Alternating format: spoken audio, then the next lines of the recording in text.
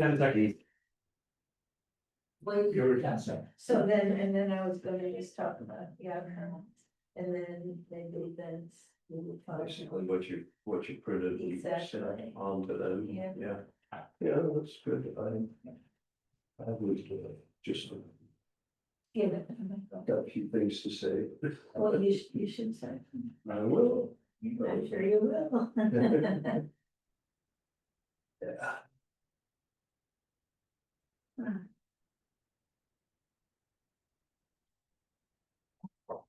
All right. Shall we? Good. All right. I'll call this meeting to order. This is a regular meeting of the Board of Directors of the Bolinas Community Public Utility District. Board directors are present. Mr. Walker will be here shortly. Today is August the 20th, 2025. Next item is community expression. This is an opportunity for members of the audience to address the board on matters which are not on the agenda and for which we can take no action, but we would be willing to entertain a brief discussion on whatever subject you'd like to bring to the board. Is there any community expression? None appearing. Next is consider amending an order of items on the agenda. Yeah, no, I don't think that we need to amend anything. Okay, there's no need to change any order of items on the agenda. So we will go on to action items. Public hearings, receipts and notices. Item 1, there are none.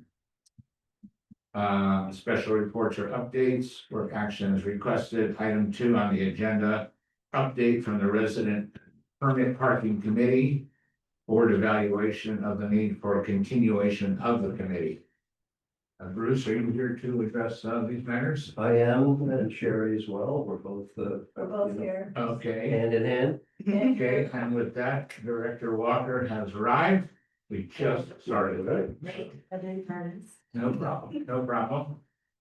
Yeah, Okay, so I'm to discuss the board. I guess the first thing is an update on your committee. Yeah, the first thing I want to say, is that we are deeply grateful that the board was willing to take on, the issuance of the permits. Because without you, the program would not have happened. So I just want to start off with that. And then the second thing is, we sent a report to you all about, another, that we would want another year of operation follow-up on 4 items.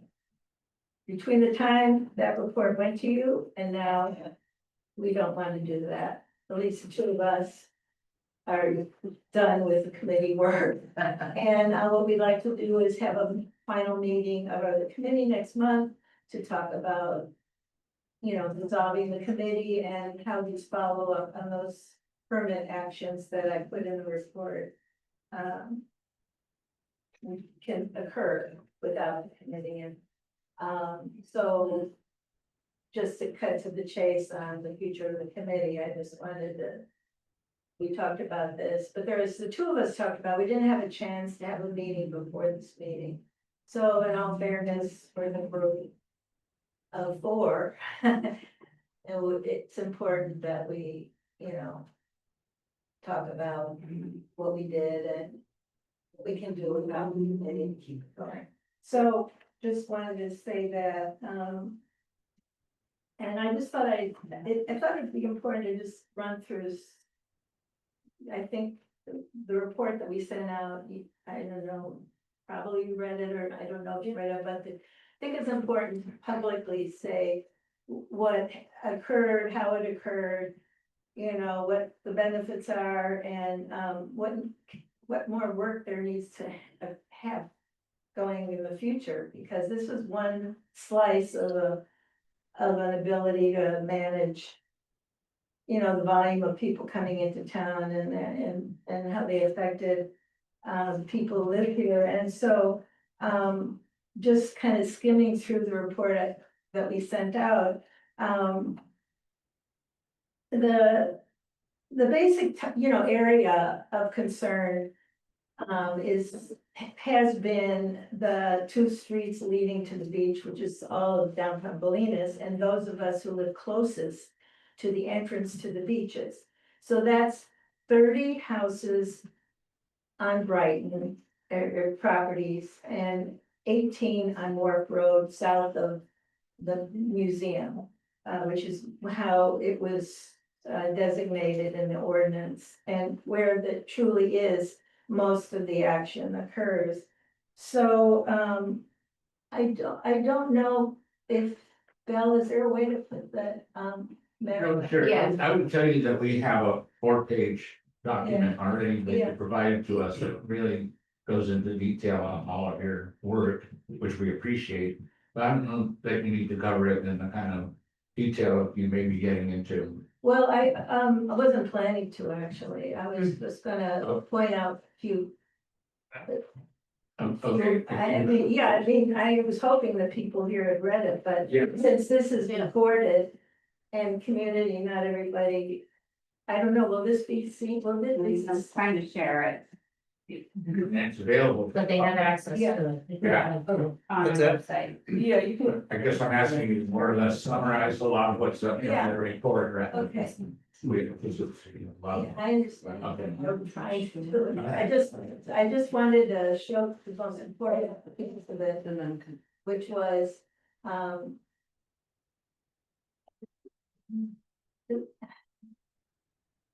it's, not everyone is in favor of this kind of action. And I just wanted to emphasize the fact that the permit part is in a relatively small part of the streets. And, on Brighton, there's one whole side that's permit restricted, but on the other side, there's no permit restriction. And on Wharf Road, there's, a few areas of housing where there are permit restrictions and a lot of red zone restrictions for no parking. But there's still open space from the last house, the inland house on, Wharf Road to the beach where there are no permit restrictions. There's no permit restrictions surrounding the Rod Boat Club, and then the commercial area has no permit restrictions, so it's not that onerous in terms of how people are affected, and I just wanted to re-emphasize that, take this opportunity to do it. And,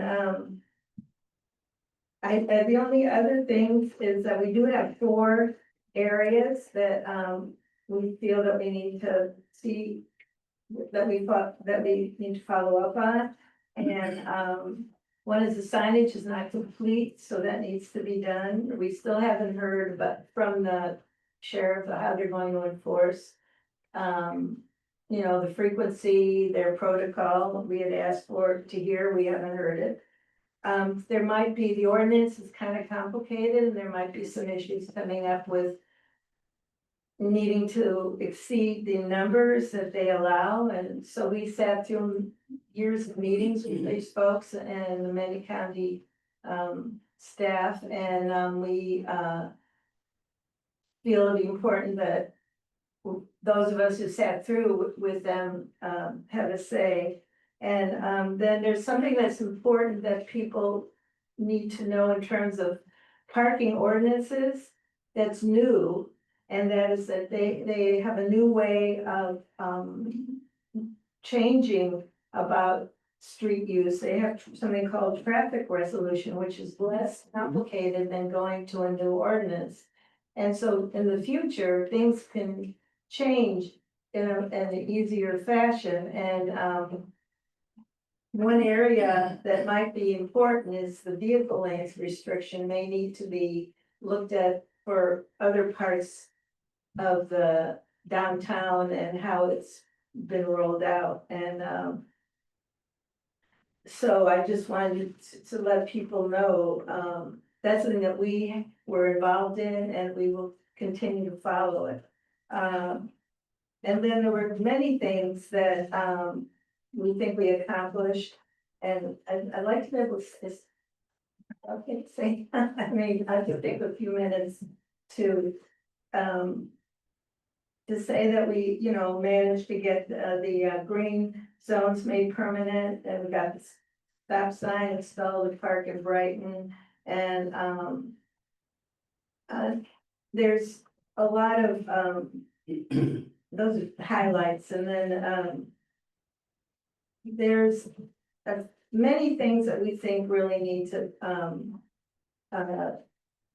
be done and can be done, working with the Department of Public Works, so we're hoping that, people will be, start getting involved and, maybe we'll get involved and come to you with some of these issues, that were outlined in this report, and the report, is going to be written report available on the. It's on the website. Yeah, It it is, is, so, yeah. Okay, so I would encourage, anybody who's interested in knowing about the parking, traffic world beyond what we did, to, look at that report. Is it under the minutes? Yeah. Yeah, okay. Or the agenda materials. Okay, great, okay. And that's, I'll leave it at that, but I think. And how about the second item we have, which is, evaluation of the meetings or continuation of the committee. Well, we, That's, yeah, we've been discussing it, we've discussed it amongst ourselves.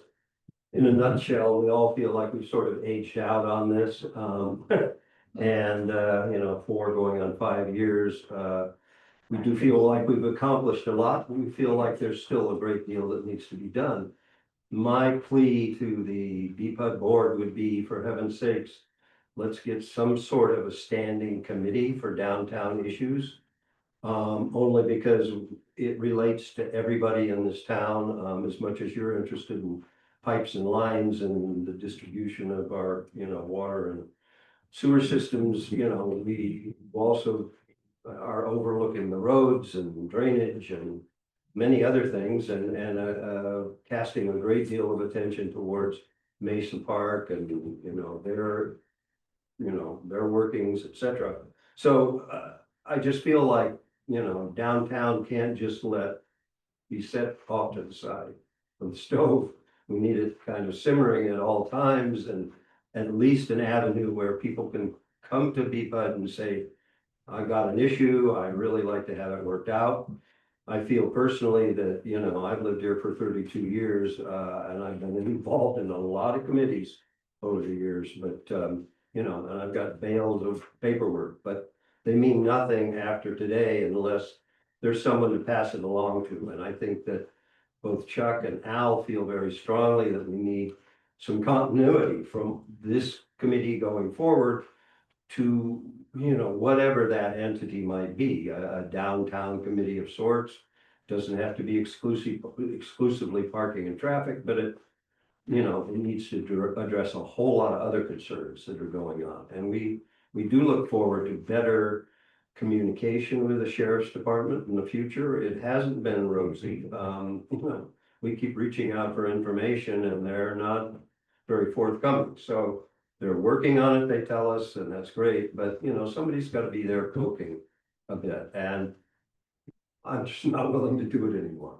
So that's pretty much it. I would like the BPUD to consider some way to include downtown issues in, forthcoming agendas. Okay. Let me just go around and see if any response to that start with you, Andrew. Do you have any response to what he just? I think it's a good idea, so long as it, relates to the BPUD's purview, and I obviously appreciate all of your hard work. So, has there ever been a downtown committee or something? No, it's usually committees are Geographically based. directed to issues as opposed to. To neighborhoods. Yeah. Yeah. Mhm. But is the ask that it's a BPUD member leading that committee? Is that what you're asking now? Because you've always done this yourselves, right? Which. Yes, we were. it is huge. We were 7 and then we were 5 and then we were 4. And, the attrition was there, but we all feel very deeply, and we're all residents of downtown, that there's still so much left to be done. And without an avenue to easily, you know, broach subjects with BPUD, we're at a dead end. The DPW will listen to us, but, you know, we need your backing, we need your support. Yeah, we keep going. What do you say, Grace? Well, I agree with what, thank you, number one, so deeply for your work. One of our roles, I believe, is being that kind of community interface with the greater outside governance agencies. And, I think that if there's gonna be, ongoing consideration of the challenges that are still there downtown and just getting more so, it seems like, the traffic's not giving you a better. It seems to me to be appropriate that we would hold space in our agenda, or however we decide to do it, in whatever format, so that as members of the public come forward with issues that they want to address, we can be helpful as a conduit to encouraging the county to work more closely with people. I think that nobody else in town has that role particularly. So I think it's reasonable idea. What do you say, Kevin? I think BPUD's stretched a little thin right now, so, I would maybe play devil's advocate and try to focus BPUD's energies on water, sewer, our core mission. We have a lot of peripheral projects that we work on, and I think the work that's been done so far downtown has been great. And, I think maybe getting some of the businesses involved. I know, there was somebody from Smiley's here last month talking about parking, so they're having, similar issues, so, I would just like to see more residents, businesses collaborating on these kind of things downtown. I mean, I think BPUD will always be a forum for all the community, and we will advocate and do what we can, but as far as taking a leadership role, I would, be less inclined. What do you say, What do Chris? you say? Well, I think it's a hybrid. Obviously, you've already done a lot of great work, huge milestones. You've got BPUD distributing the parking passes, so we're already active role. I can understand why you would want maybe one person to represent from this BPUD board to help support a committee. I would encourage that you continue your committee, because it sounds like the work is not done. You've identified some things that still will need to be addressed and reviewed in the future, and I think we could probably help support Bell in that capacity. And I do think it's a concern that helps supports the entire Venus community, not only the downtown folks, but it's the businesses, everybody who's living in Venus who wants to come down and be able to park and get groceries and food. So I'm more inclined to do a bit of a hybrid between what my fellow buildings. Okay.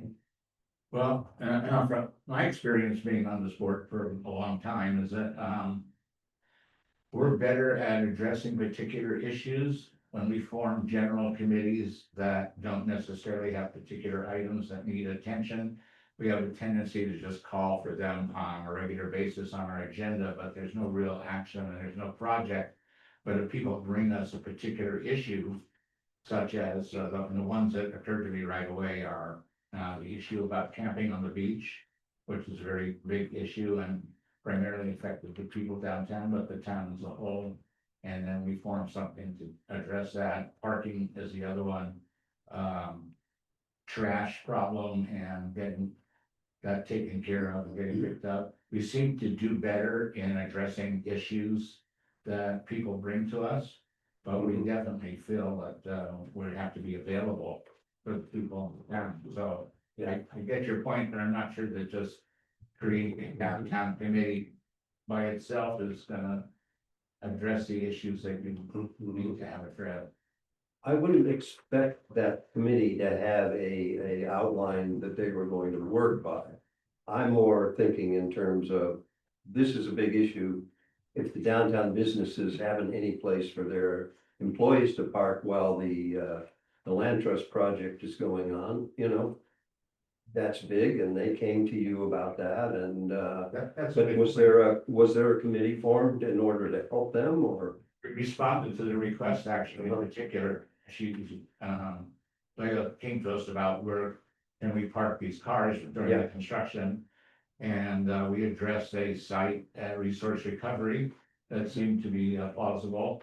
And I don't know how far that's gone, but it didn't work out. We'll have to look at. Yeah, so we tried to address it and we'll continue to work on that. That's a good issue. That's a good point to raise, that that's something that has to be addressed. So, yeah, we need to be available for whatever we can do. But, yeah, Jenny, Okay, I totally hear what you're saying. It does seem as though we have this fall, some things that are coming up. It might be good to have one person.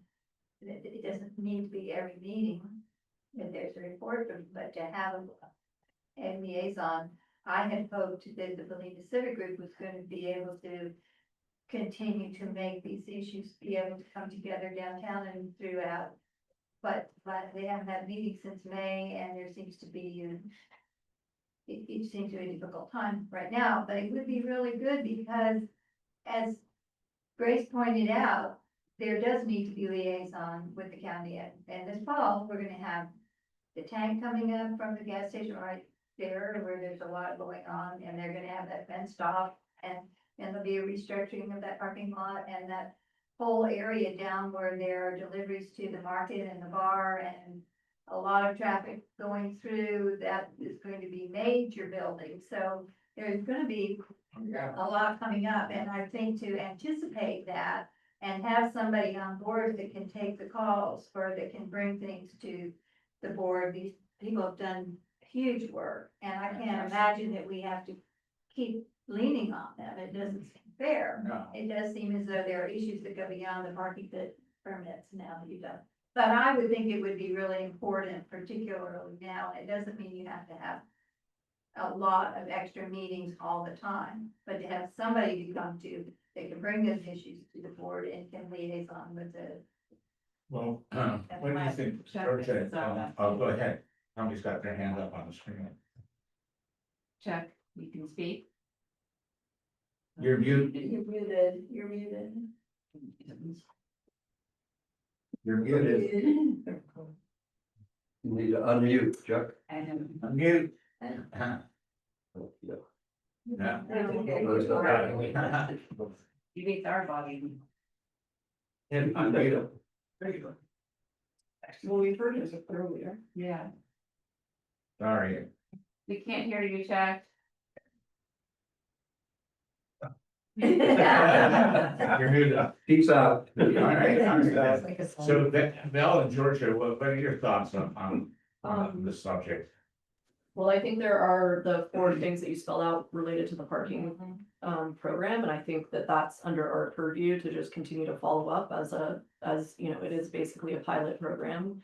And we need to ensure that, you know, in as much as all of the effort that you guys have made, that there's, you know, something to show for it. As far as forming a standing committee that is just kind of keeping a finger on the pulse downtown, I would say I would be more inclined to have people bring individual issues and address like kind of along the lines that Jack is talking about. I just feel like you know, that's more appropriate for a you know, an ad hoc committee to have a specific thing they're addressing. And then once that thing is addressed, that ends. I mean, and some things obviously don't need to form a committee, right? Like as an example, with Leila coming here and saying her concern about an issue, we look into it as a staff, you know, obviously where you guys approve that direction, and we address it. But I'm just concerned that having a, you know, and we don't, to be totally frank, we don't have the bandwidth to be like going downtown and proactively like gathering the issues. They are just gonna like organically, you know, when something becomes problematic, it's gonna come to us. I mean, we see that all the time. May- Yeah, sure. Yeah, I mean, basically, we're here and the county is there and you're advisory to them and we depend on, you know, the elected body that we have in town. And I favor what you both have said about bringing the issues. For example, for what we just did with the permit program, we came out of the whole Measure X that happened, and after so many years of people meeting in a committee, it turned out that that wasn't gonna really work for the town. And we found out through going, a number of people, I wrote it up in the report, that, you know, we met with county people who said, well, permits might work.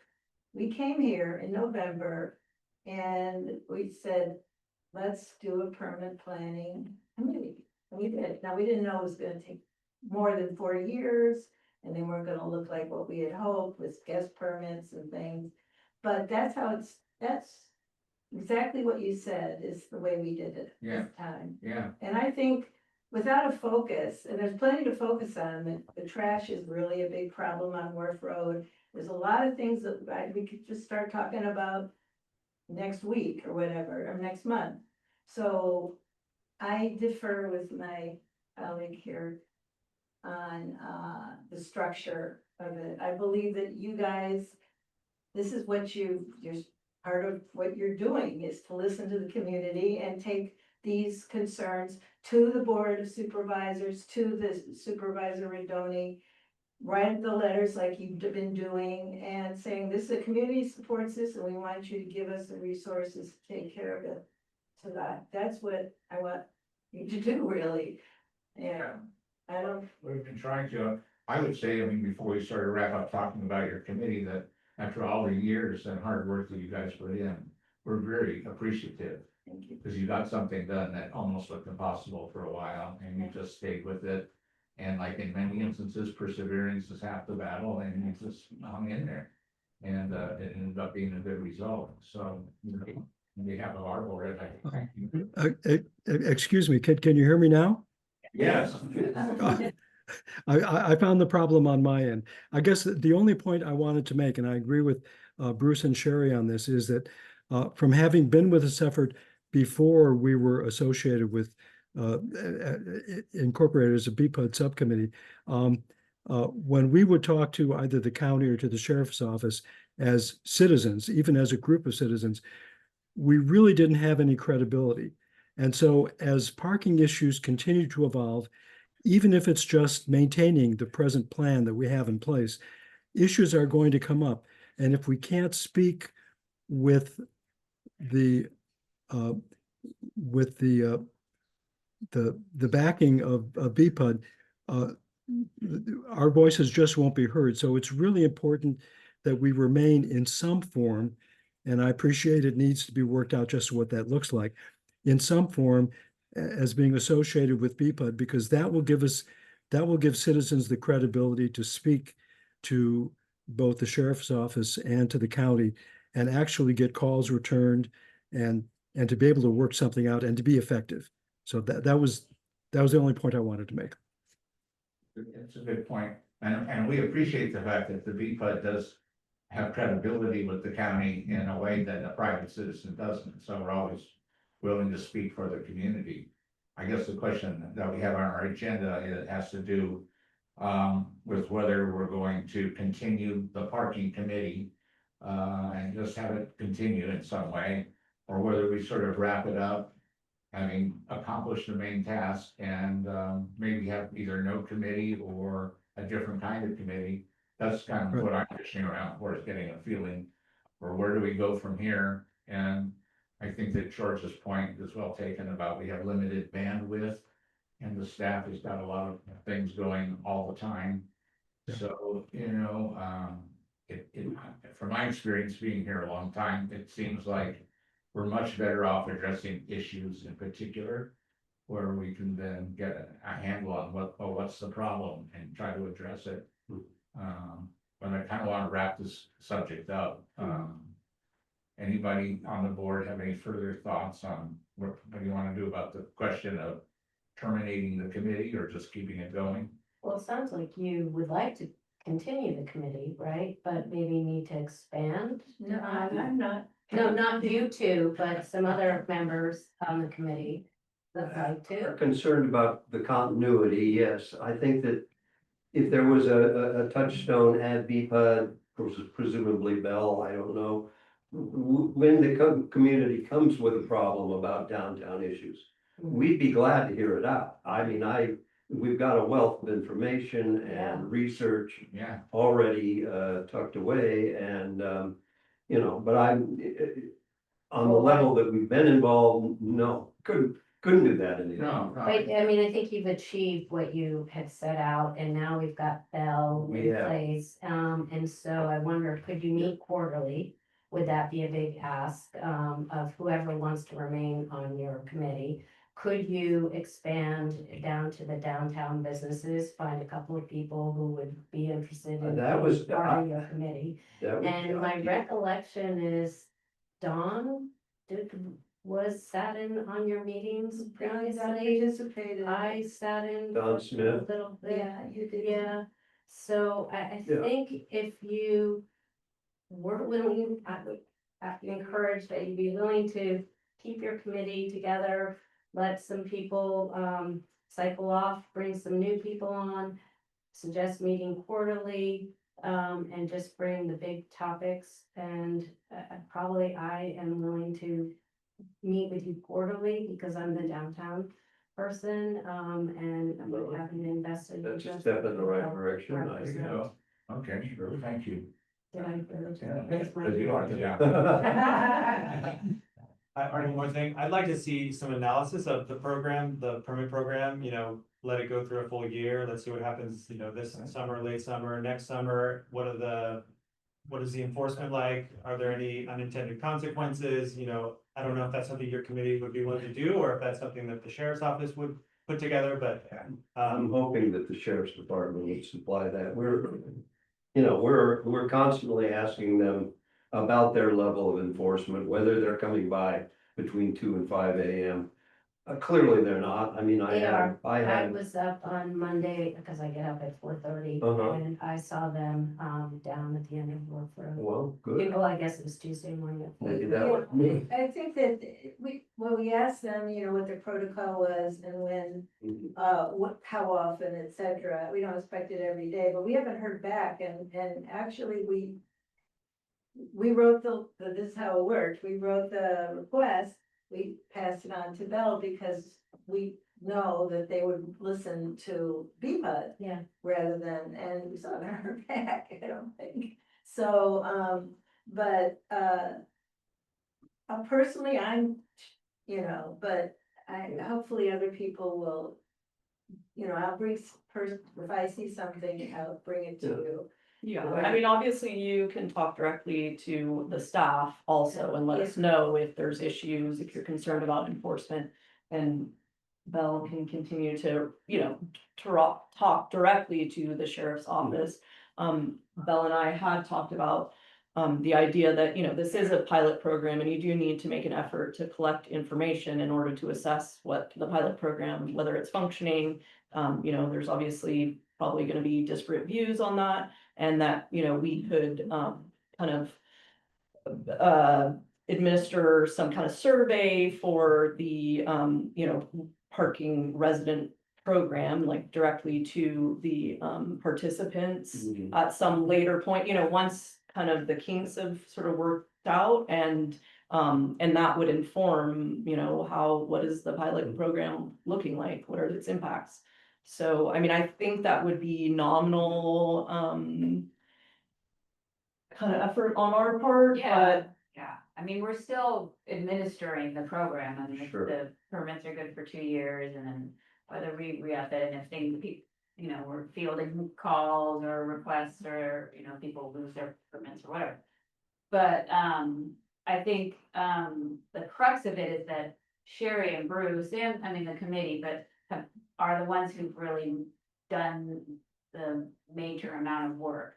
And so having the committee members or community members, or if you guys people who decide to get together as their own group, come to us, come to the staff, come to the board, like, and we address that way. it's not like the board or the BPUD isn't gonna support you guys and help liaison with the Mhm. agencies and or send letters or communicate to the community. It's just the amount of work that it took Yeah, to get to where we are, we don't have the time Yeah. to do. So that's where where whoever's interested in this committee, it needs to understand that they Sure. have to do some work.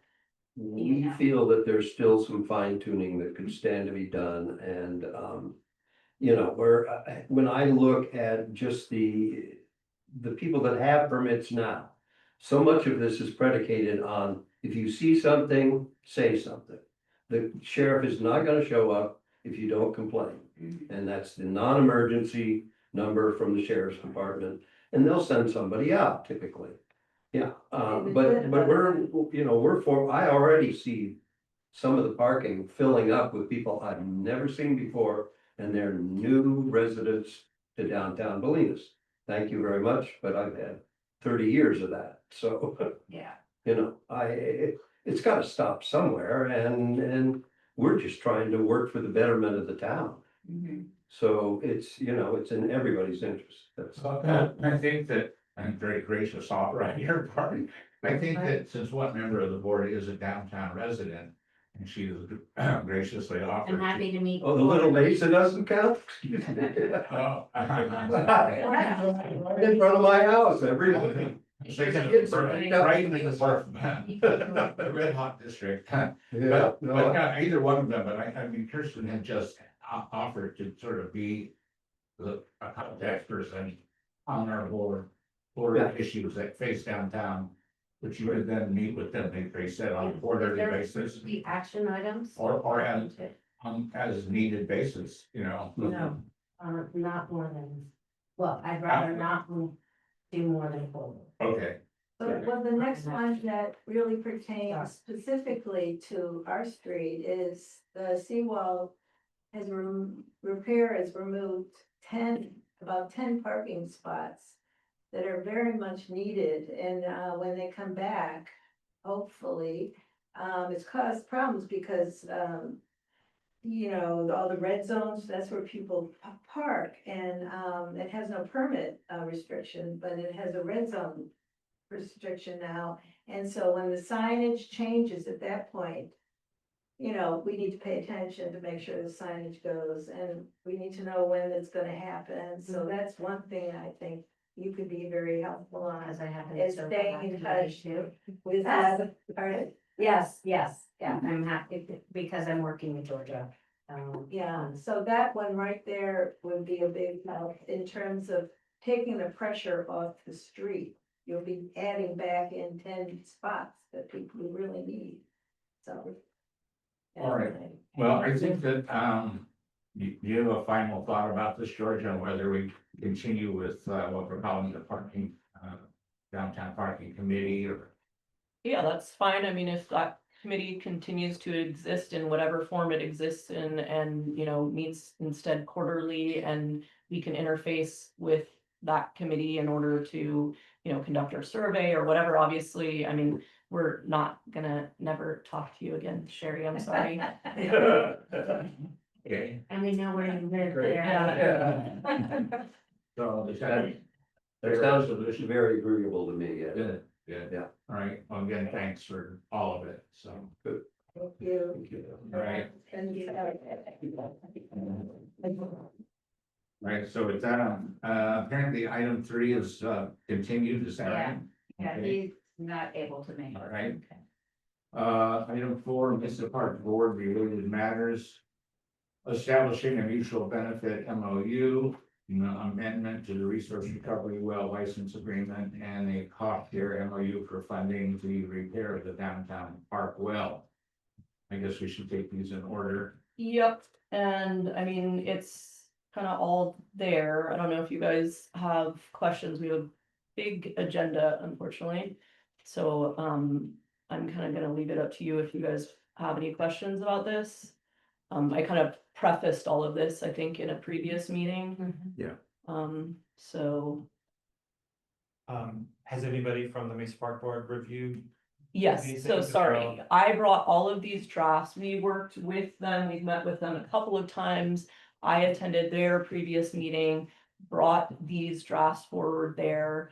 I then brought it, passed those by council, telling Mesa Park Board that I would pass it by council. If there were any major revisions, I would, loop them back in, there weren't. Just minor kind of semantic stuff, and then that's what's coming before you. So it's already been approved by the Mason Park Board and it's been reviewed by our council. Right, so do you need separate motions then for each one of these MOUs? or- I think you could approve them all at once and just making sure there's nothing you guys want to add or ask me about related to any of the individual MOUs or license agreements. It should be.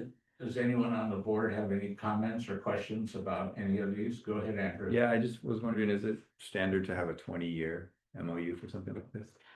I did that based on the license agreement, I believe, is 20 years, and that was, I was kind of doing as little Rather than work together. modification as Okay. possible. So the JPA, I think, is 20 years, which I think is basically informed everything. Great. But we could also, make it less than that. I don't, No, I was just Yeah. curious where that number came from. yeah. Any other? Go ahead, Kevin. Question about the resource recovery well license agreement.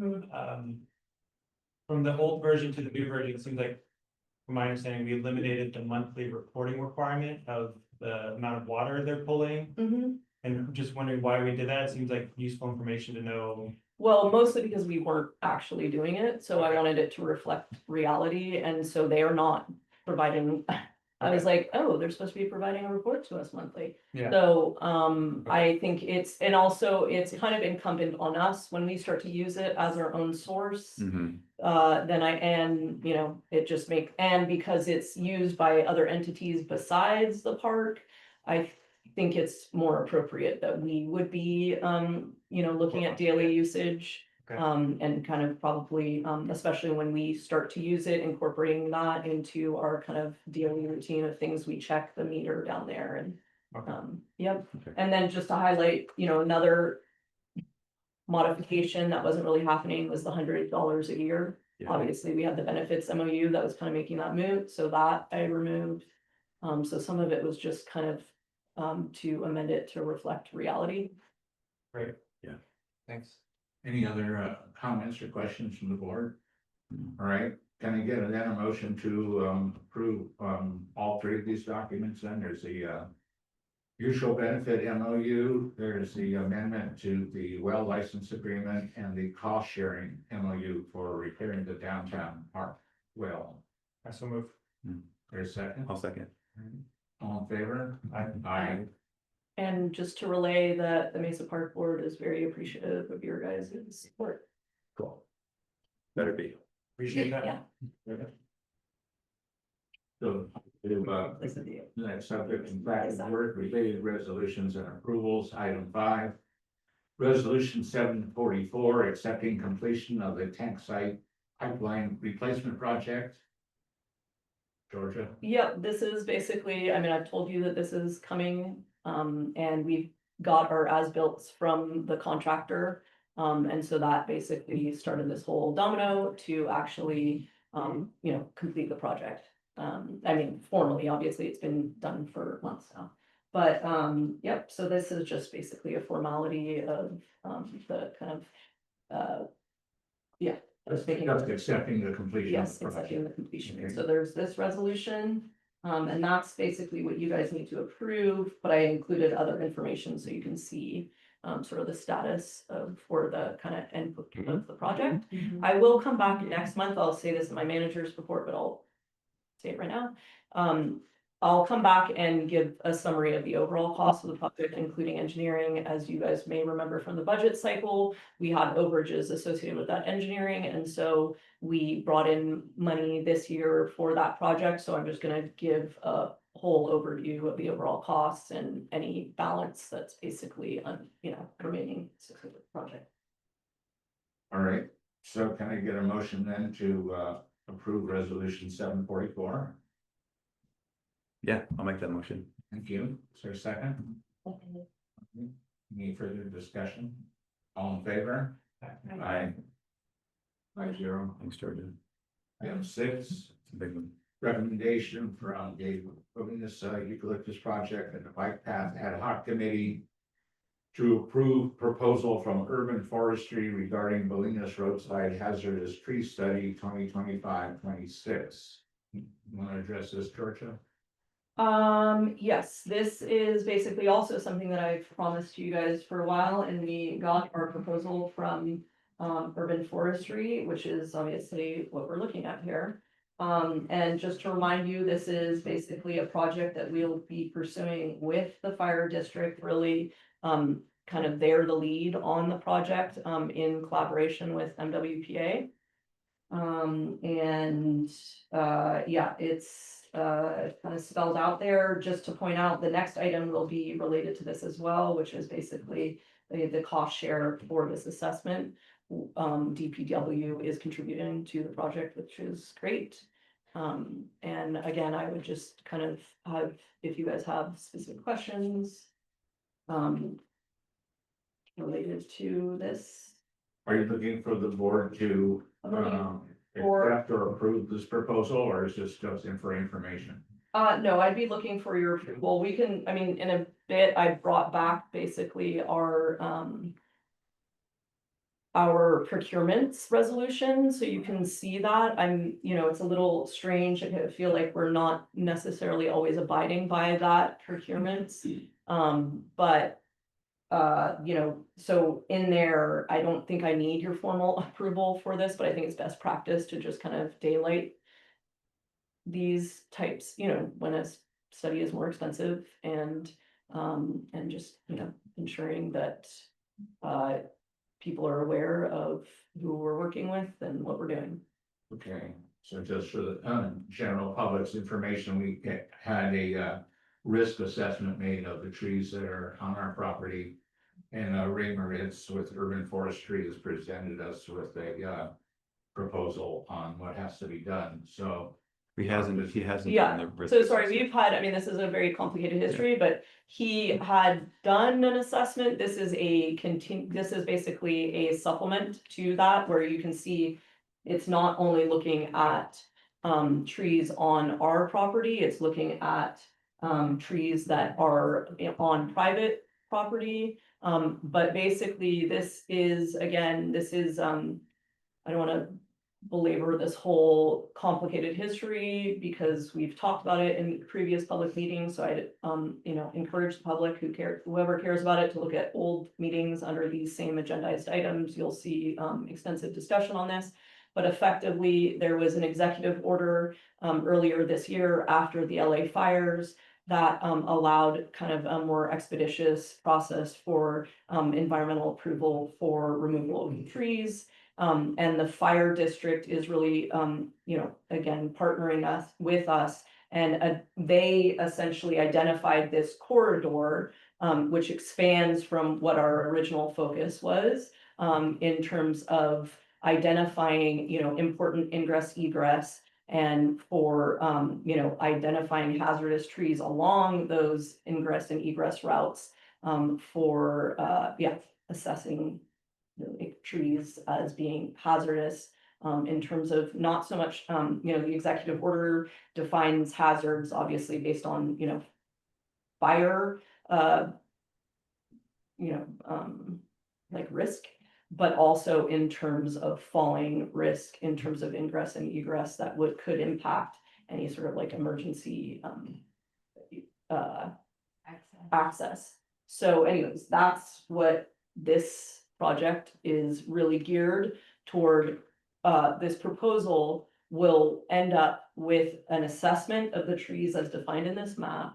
And those will prioritize the trees that are most hazardous to least hazardous, where ultimately that will get fed into MWPA's study, that then they will effectively work on the approval for removal of those trees through this executive order. Ultimately, that's just, quote unquote, permission to remove the trees. And then we will then, again, hopefully partnering with TPW and potentially some of the, people down there. And through grant funding or whatever we can do, try to actually get money to do the tree removal work. Andrew? Yeah, can you summarize the financial agreement? Because it's a $31,000 proposal and it says that the county will reimburse BPUD. Is that a full reimbursement? Yeah, Okay. yeah, so sorry, the MOU, I mean, maybe it's a little hard because there's kind of two different items here, but maybe if we can just talk about the next item here. So what I had requested, and that's why you'll see basically the boundaries, I mean, really my approach to this is like, I don't want to quibble over trees are in the right of way or trees are on our property or any of that. I want to get the trees assessed and then we can decide what to do. So basically, and also to potentiate this work, I was like, we'll take on the bulk of dealing with private property owners and really interfacing with urban forestry. And really what we're looking for is just money, DPW. So what the MOU, I basically drafted the MOU, said, hey, can you help us with this? And they basically passed it by their council, and what's coming to you is basically an MOU that is, informed by us, but really written by them. What I was requesting is essentially trees need to be assessed in that blue area that is BPUD land. And then trees need to be assessed on the yellow bands, which are private property, with the understanding that both BPUD land and private property, some of those trees actually are within the right of way, and a lot of the most problematic trees probably, right? Which is obviously why DPW was in favor of supporting this. And the idea is though, okay, we'll pay for the assessments that occur in the blue zones. You guys pay for the assessments that occur in the yellow zones. After that assessment, there's actually a report written and we'll split, effectively the cost for the report itself 50-50. So that's those line items that you see both in the report and what's referenced in the MOU is basically the division of the cost share. Okay, so BPUD would be responsible for $10,680 plus sharing the $4,500 analysis and report preparation. Yeah, We would split exactly. that. Kevin, did you have? Yeah, two questions. One is, how was the 100-foot line from the travel lane edge determined? Was that something by NWPA or by fire district? Yeah, that was MWPA and Fire District. They are pursuing a bunch of these projects across the entire county. And they were really directing the scope Okay, of the work. okay. And then secondly, the private properties that we are assessing, the trees that we're assessing, are the property owners aware of this assessment? I'm No. just thinking of the Peace Barn, for example, they have a huge hedge right on the road that they may not want to get rid of, so if we assess it as a high risk, vegetation slated for removal, how are they gonna feel about that? And would they be required to remove it, or how does that work? Yeah, this is clearly just an assessment of the hazards. We'll need to, and I don't know exactly what that's gonna look like because some of it will depend on whether those trees have. It's hard to tell because there's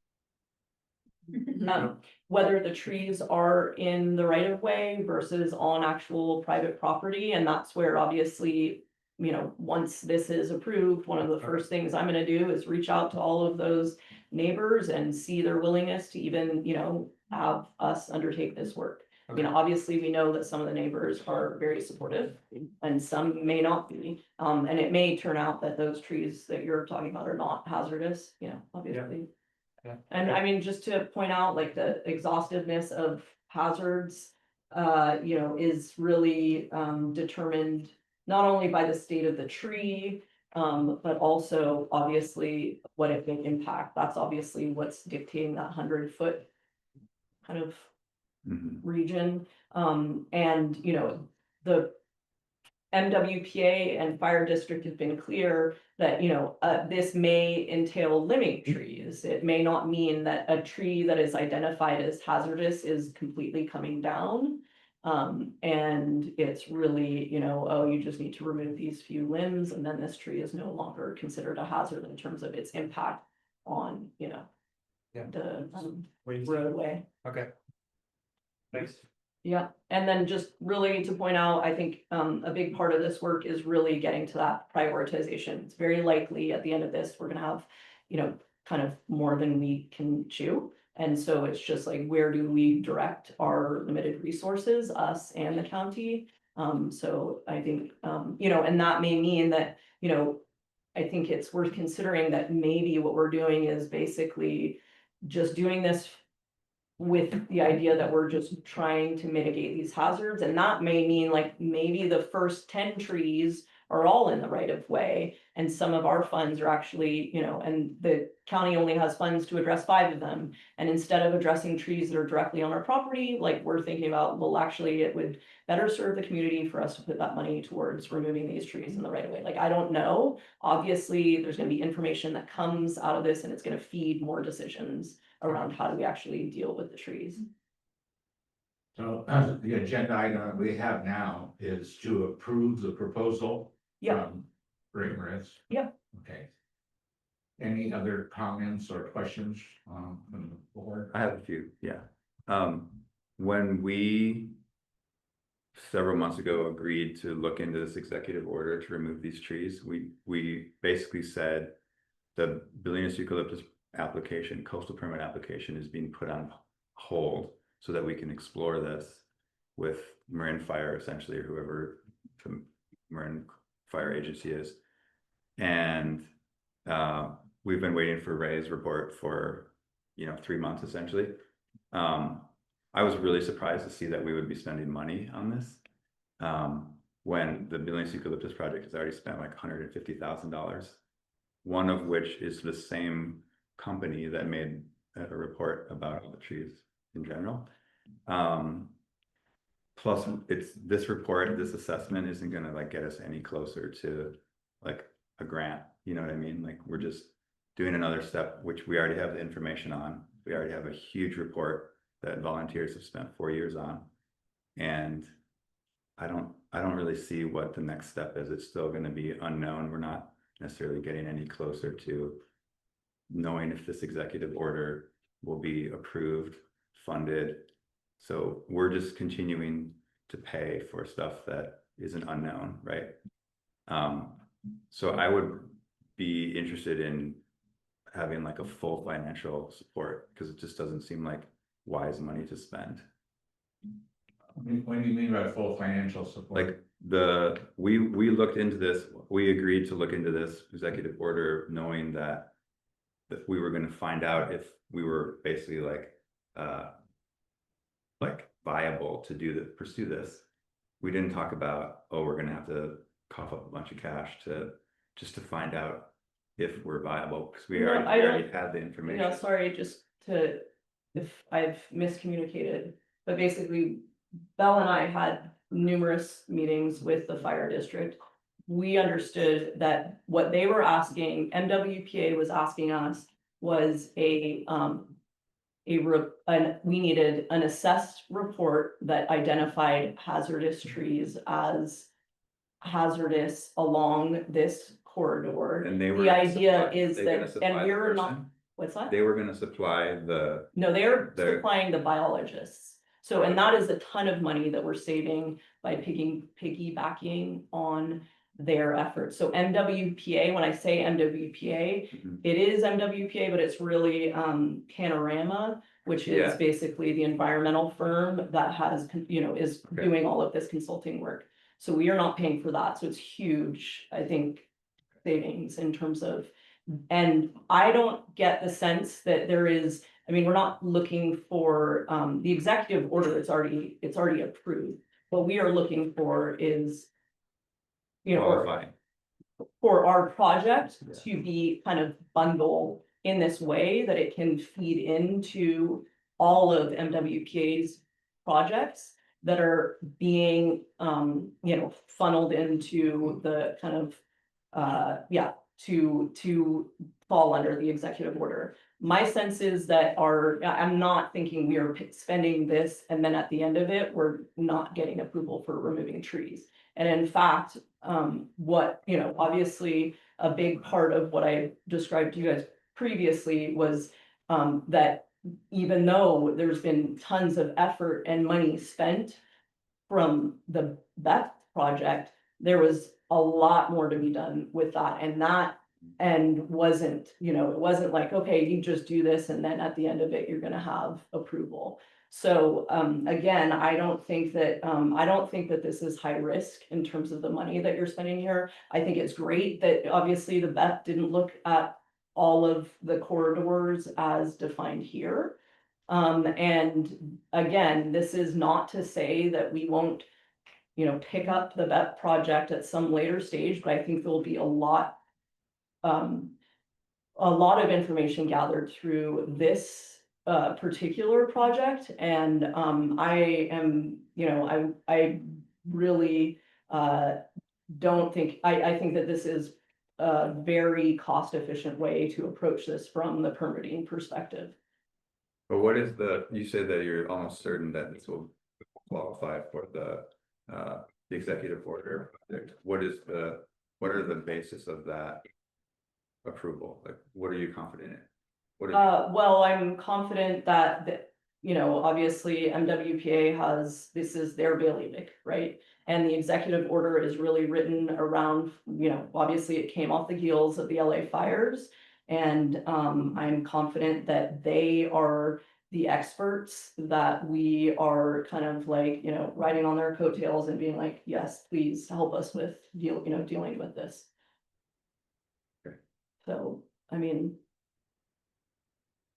obviously it's not like, Yeah, it's I not happening don't yet. share that confidence, just Okay. based on how coastal permits and their proximity to the environmentally sensitive habitat areas and just the sheer amount of trees and how West Marin kind of gets neglected with these types of projects. So I don't feel the confidence of that will be approved. Is your view then, I mean, what we have before us is an agenda item and to approve a proposal for urban forestry, so are you thinking that we should not approve it then? I feel like it's irresponsible use of right now, based on other projects and the likelihood of this getting approved. So it can be done. Okay.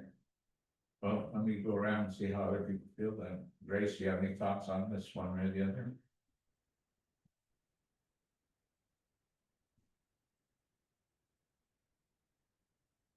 I guess in my experience,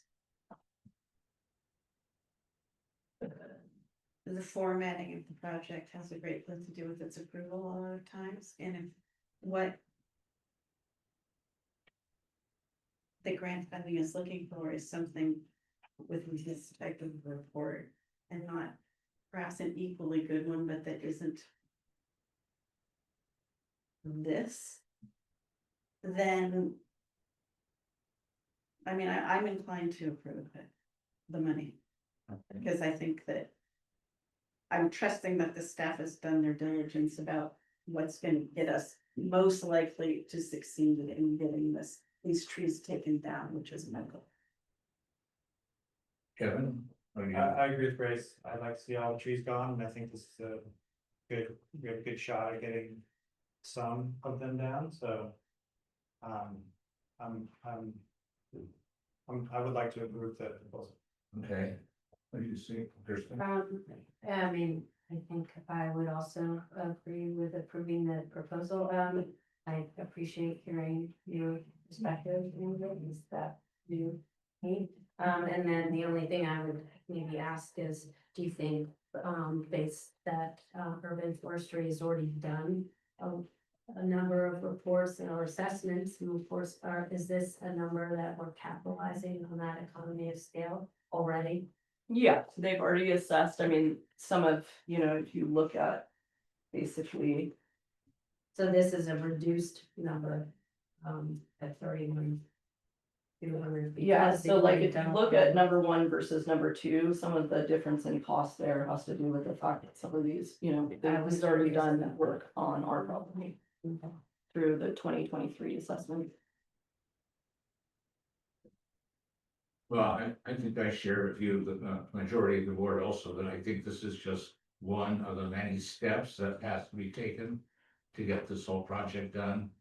So it's hard to isolate it in a vacuum sort of, but to have to see it as part of a larger scheme. So from my perspective, this is step 5 of 25 or something. But the way dominoes fall, if you don't let this domino fall, then the next one isn't gonna go and you hold up the whole project. So sort of my perspective of it. I appreciate what you're saying, Andrew. Yeah, I just feel like there hasn't been any conversation or correspondence that we've seen from the fire department, from the county about like, what is the likelihood of this going on? What are the conversations? Who's leading the charge? It's just like, here's a proposal. We're I gonna mean, share the costs. And I'm not sure that's true, because at least we've been meeting periodically with Georgia, and she does seem to be in contact with those agencies and. Well, no, I'm saying what I've seen. I'm seeing a proposal for $31,000 and like an MO or an agreement to like share costs. Yeah, And you know, that's what I'm going on to make this decision. okay. All right, well, any further discussion on this item? Otherwise, I'm just gonna call the question. All right, so. The agenda item is to approve the proposal from Urban Forestry, and is there a motion to approve it? I so move. Is there a second? You second. Oh, I thought you were moving. I'll second it. You are seconding it? Sure. All right. All in favor? I I'm trusting my committee. Oh, all right, there you go. Right, that takes us to item 7. This is all related. Approval of cooperative agreement by and between the VPUD and the County of Marin. The VPUD's tree assessment study. So this is, Yeah, we talked about this. This is basically just referencing those line items and their commitment Right. to, you require a separate approval from the board on this. yeah, I just figured since it's coming from them in case they just need the thing approved by itself, but Okay, so now you're basically asking us to approve this agreement about this, all right? Can I get a motion then to, if there's any discussion on this, motion to approve the, a cooperative agreement between the VPUD and the county? I so, I'll second. Grace, you said you, yes, I move that we accept. okay, is there a second? Second. Okay. All in favor? Aye. Aye. Next is item 8. Approval of a proposal from an environmental firm to support with bike path repair project and preparation and submission of the coastal development permit in WRA or HD Harvey. yep. You And this, basically, that's why I included that other, resolution 570. Was too Is short. that the procurement and Yeah, that's the Yeah. procurement. Okay, so basically, this is kind of a convoluted story, but we have obviously a grant, the state park grant that is funding this project, and we will see later that there's an IA draft resolution 745 for specifying the use of donated funds. So, what happened here is that I began to talk to Don Smith, and Don then talked to Ken Masterton, who had done the fundraising associated with the community match. And he was concerned that we were using these community funds towards soft costs, which we had been. I was just, continuing with the what, I understood to, well, Jennifer had been using basically the board funded match, which was $45,000, and then the community match, which was 47, whatever it was. And so, as we were pursuing the soft costs associated with that project, including primarily BKF's engineering of the project, that's how we were paying for it. And I did see correspondence between Jennifer and Ken early on where, we didn't yet realize that we were gonna need a coastal development permit for that project. And so she didn't want to, fully commit to how those funds were gonna be used because it makes it complicated, but ultimately there was kind of a back and forth understanding that, the path is gonna be built and the community funds will go towards supporting the project. Ultimately, because the project's a little more complicated, and I think it's just probably best practice to daylight and use the funds as the community, as the donators intended. That's what that resolution is about. Because we had started to use some of those funds, I went and interacted with the grant manager of that program, and they said, yeah, can I start to get reimbursed for these soft costs so that I could replenish that fund? And they said, yeah, that's fine. We just need to make sure that, you're abiding by your own procurement policy. Okay, around that, which made me concerned about, when do we abide by that procurement policy? And in particular for the bike path, we need to really make sure, because ultimately there's going to be scrutinizing of those reimbursements. Like when we're requesting for the reimbursement, we're going to have to produce this policy and ensure that we were abiding by it. So that brings me to the two proposals. If you look at the range of it, we should be by our own policy getting two proposals. And what I would say right now is I'm gonna I'm gonna bring this back to you, because one of the things, and maybe you notice this, but it's hard to kind of compare the two proposals. And partly when I was asking them for this, I hadn't yet looked at I wasn't thinking about our own procurement policy, and I hadn't written up a formal RFP to them. I had kind of looser discussions with the two environmental firms, which has led, even for me being very familiar with the projects, I'm having difficulty assessing well, which of these is cheaper, because actually they are doing different things. So unfortunately, I'm gonna go, I think there's not the urgency with the bike path. There is urgency with it, but we still have till 2028 to get it built. And so I just think it would behoove me to go back to them with a formal RFP and say, hey, can you, address these specific scopes? And I'll come back to you, and then we'll have something that we're ensuring is, meeting our own policy needs, so we don't, run into any issues when we look to get reimbursed from the grant funds. And also, it will just be a better process for assessing the two proposals. Right, so there's no action to be taken, you're just gonna defer this, Yeah, right? Go on to item 9. yeah, so that though we can do, which is what I just preluded, which is resolution 7045. This is just kind of, I also used the opportunity to just formalize some of the history of what happened with this whole project. So we can just daylight, when the grant fund, or sorry, the board made the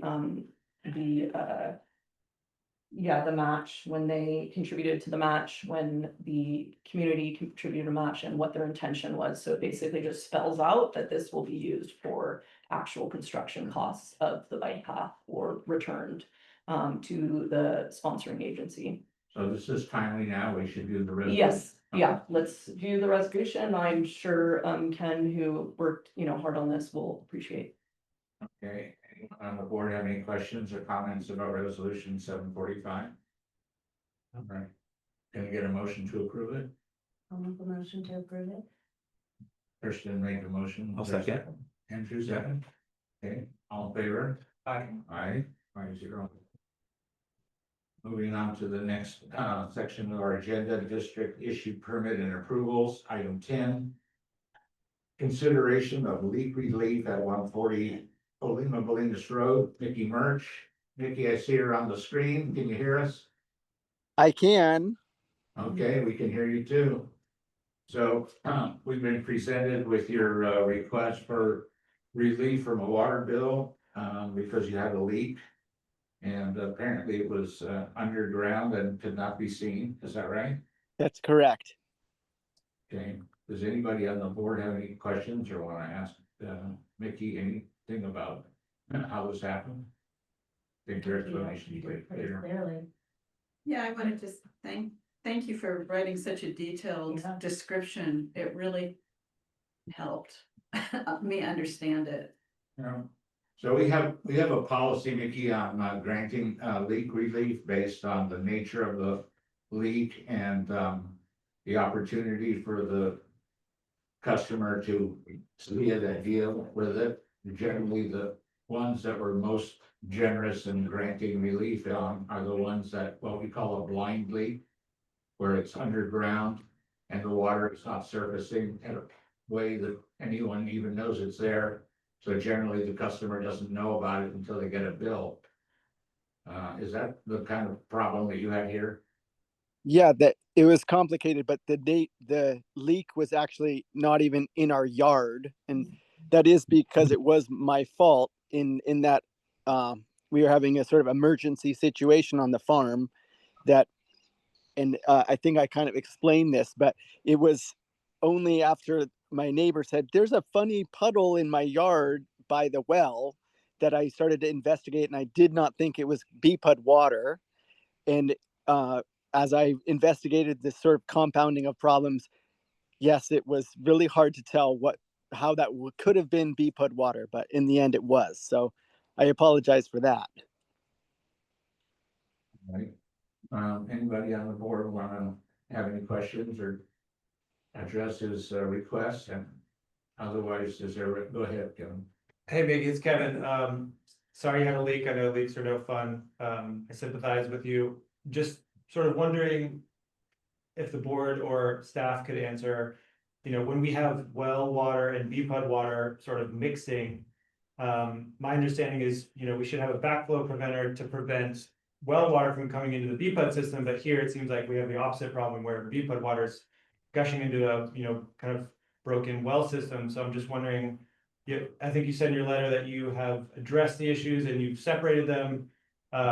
Just wanted to kind of learn from that how you've done that, because I haven't come across this situation before of kind of well water and BPUD water mixing. So can you talk a little bit about how you've separated them? I would love to. So we do have a backflow preventer, and that prevents our well water from going into the system of the BPUD if the BPUD water pressure stopped. And I was using BPUD water to service lines that were well water normally, but our well water pressure was so small. So I really just wanted my workers to use the BPUD pressure and connected the systems momentarily, but they forgot to turn that off. So I would never assume to permanently connect my well and the BPUD water, knowing that the well system is so complicated and goes out to animals and everything. So it really was a problem of something got turned on and then wasn't turned off like I really hoped it would have been. And so that really the source is my problem in communication, and that's something that was only supposed to be a stopgap measure, ended up being left on. Okay. Any other comments or questions from the board? So we have a chart that lists the history of how we deal with leaks and forgiveness. This probably falls in the 90%. Would you all agree with that? Can I ask one more question for Mickey? Sure, go ahead. Mickey, this is Andrew. Hi. I just was wondering, because I know that you have a lot of ingenious inventions that you've made on your farm for various reasons. I'm wondering if you have kind of looked at a way to prevent this problem in the future, or if you have maybe thought of another system to kind of prevent this kind of mistake. Well, I was actually very happy that when I did the repair for this project, this leak, I realized the source of all my frustration had been this oxidizing corrosion in all of the metal valves that were connected to the sort of really the manifold near our pump. And so when this broken pipe that happened in our neighbor's yard, when I repaired all of this to try to figure out what was going on, I realized that the pipe, the metal valves had constricted all the way down, so you couldn't even fit a pencil down the line. So that's why I was having all this frustration with not having pressure in my well system. And now I replaced that, and so I have beautiful well pressure, so I really won't need to connect the BPUD water to my well system. So I'm happy to report that this won't need to be an issue again. So it's just a matter of like kind of monitoring your pumps. Yeah, just monitoring for corrosion and realizing that any place where there's, and this really was the only metal valve before an entirely PVC system. So I really think that there's just this one valve was restricting the flow to my far off areas, including the farm stand. Thanks, Mickey. Yep. Thank you, Andrew. Any other, go ahead, Kevin. When was the leak detected, or when do you think it started? It started, I think because I came home from vacation, and I think it started when I was on vacation, and let's see, I came home, so like July 1st, I guess. Okay. I'm just looking at your water usage and trying to figure out, how the leak affected your water usage. Just sort of looking at the last couple, meter readings. Yep. I think the one you're asking forgiveness for is roughly twice what your last meter reading was, so I guess, if we're looking at blind leaks, a 90% reduction doesn't seem appropriate in this case. I mean, would maybe consider going back to, what your last meter reading was, but, a 90% reduction would put you well below what your last meter reading was, which assuming that your systems were working properly. So that's why I'm just trying to understand. No, but it would be 90% of the difference, right? Like your normal Okay, 90%. calculation. Yeah. Yes. Okay, sorry, Yeah. 90%. Yeah. It's not 90%. It's not 90% of the Take off absolute. their average. Average, usage, okay, And then all do right. a 90. Okay, so are you comparing the last comparable period, because they vary, depending on the quarter? In other words, you can't look at the March 25 compared to the June. Yeah. Because the water usage is different, you'd have to go back to June of 24 and June of 23 You average the last to make that same quarter for the last 3 3 years. years, And right? come up with an average of that, and then you Okay. take that off. They're apples to apples. Yeah. Okay. What is that number? Does anybody? It would be, I'm curious about this too. It would be great if that's something that you could prepare. Oh, the letter of what it would be? Well, I mean, just knowing that historically it's been 90%, Yeah, yeah. and then rather than, because I'm also getting my calculator out. Yeah, I'm trying to it's figure a out. percentage, you guys are deciding on sort of the amount that comes off, but I could certainly do like. I mean, we can calculate the 100%, and I know you've asked for this before, Kirsten, sorry. I understand that it's helpful for you guys to see that number as you make this decision. Yeah. Go ahead. Yeah, because I'm looking to, the staff to make a recommendation of what they're gonna recommend and what we evaluate. Yeah, I mean, generally for leaks, I think this was how it was handled before I got here, is like really it's a governance issue that you guys take on in terms of your decision making. And we are really just directed to implement whatever your decision is. But obviously just knowing what the total kind of, amount is and what, we can even tier it out. So am I hearing that it's in part a blind leak and user? A little bit of. Is that right, Nikki? I didn't hear that user. You were talking about turning on the valve or the source, Yes. and then not being able to, not having turned that off, so. Yep. It was initiated by a blind leak. It's a blind leak, but also the issue of it being a complicated system to try to get all the food to the people. All right, is there a recommendation, anybody on the board want to make a recommendation on the relief to be granted? Yeah, for me, I think I would support the 90% of the difference, kind of irrespective of the amount, just because it's similar to previous decisions we've made. Yeah. And yeah, I feel like everything was presented timely and thoroughly. It seems like that's what I would support. Okay, do you want to make a motion to that effect? Yeah, I would move to kind of give relief of 90% of the difference of the quarterly average. Okay. Is there a second to that motion? Grace? I think I would, sorry, Mickey, but because of the sort of user error nature of things, I would advocate for a smaller amount of relief. You know, it wasn't just a blind leak, it was that a worker didn't flip a valve, so, you know, it was, there's that aspect to it, and generally, I don't think we give a 90% break to that sort of situation. Is that fair to say, or? I see your point. Yeah. I see your point.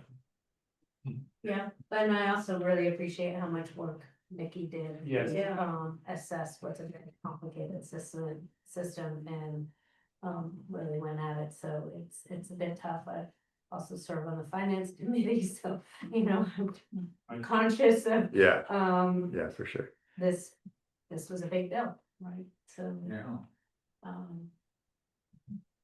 that's all I have to say.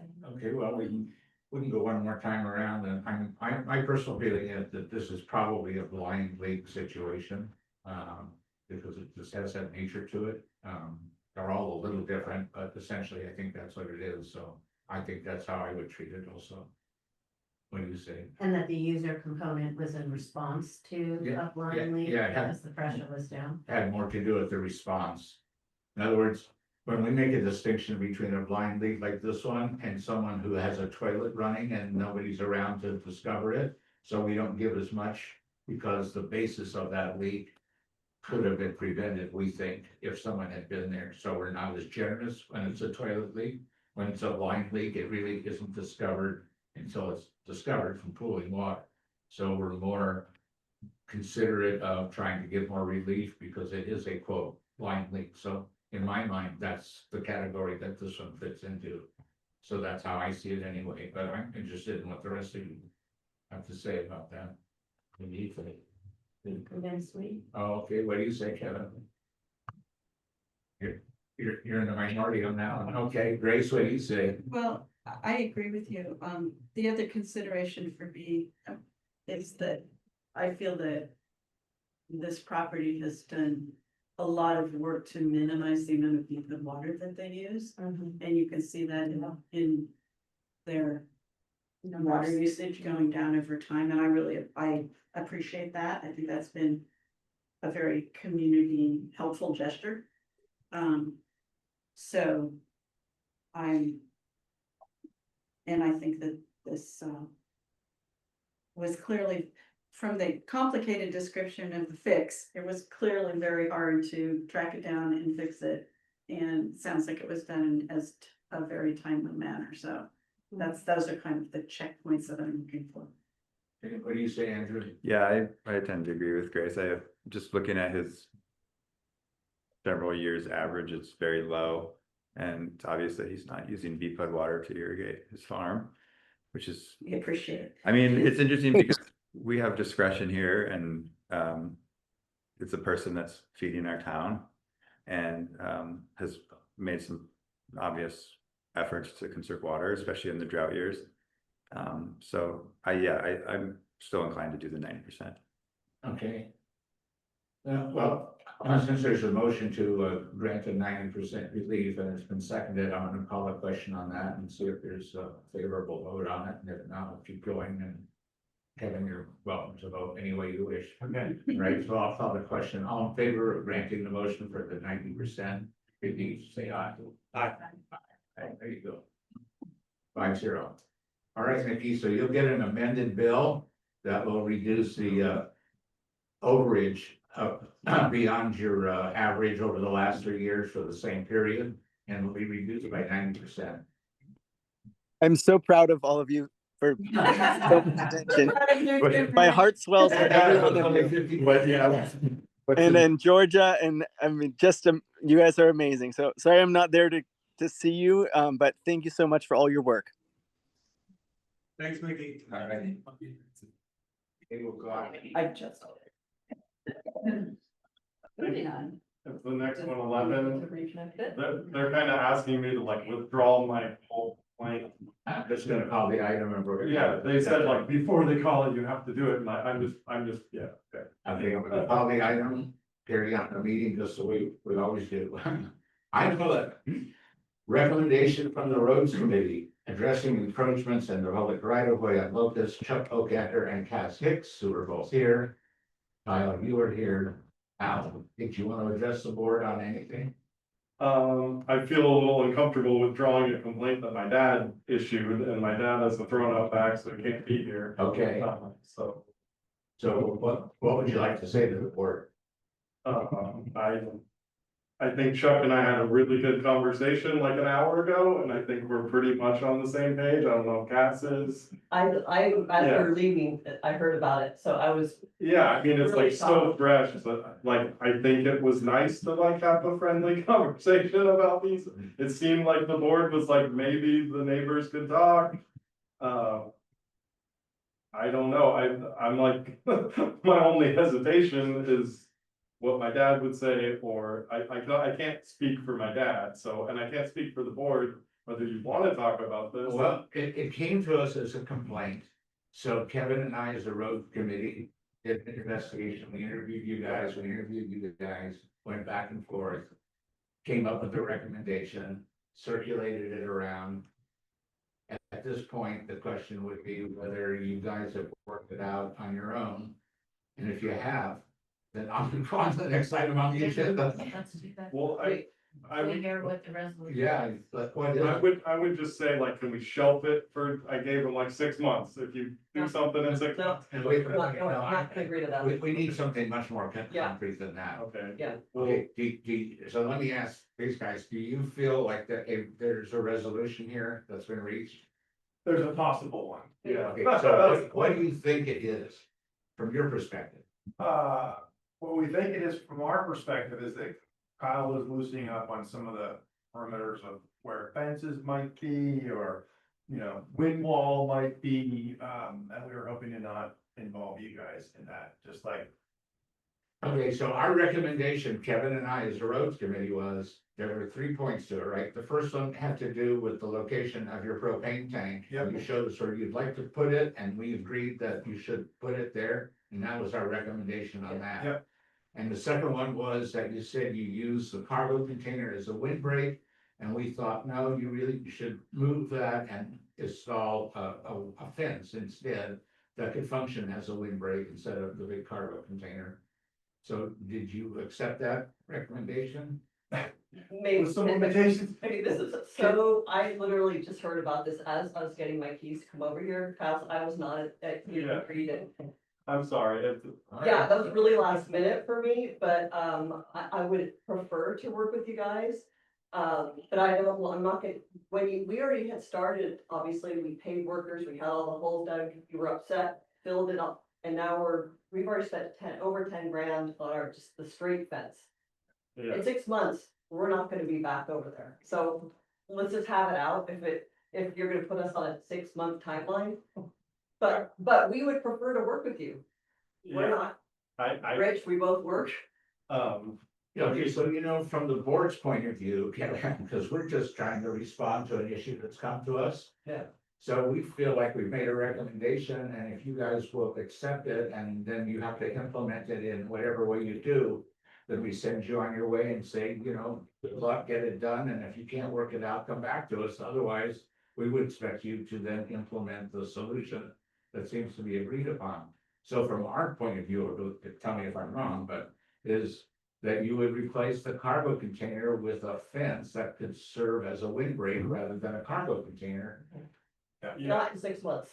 I'm Well, just letting. whatever the timeline is Yeah. between you guys, you Yeah. know, if Yeah. they'll accept that as the solution. Yeah. Then we leave it to you guys to figure out your timing and exactly what and how it looks and all that. And if you get in a dispute over the fence and what it looks like or something, then come back to us, but otherwise, we assume that you will then work out the details without involving us, which is fine. Yes, with us. which we are sorry about.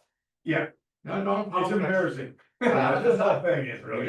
Yeah, I'm glad you guys are talking, that's great. Yeah, Seems no. like progress, so that's good. yeah, Can I just, Yeah. on your third recommendation about a fence, I was curious, did you consider something like natural vegetation, if that's what was the original? when we you- were talking about. yeah. I would like to speak against natural vegetation because the beauty of the fence is that it's a solid, single permanent structure that doesn't No move. maintenance.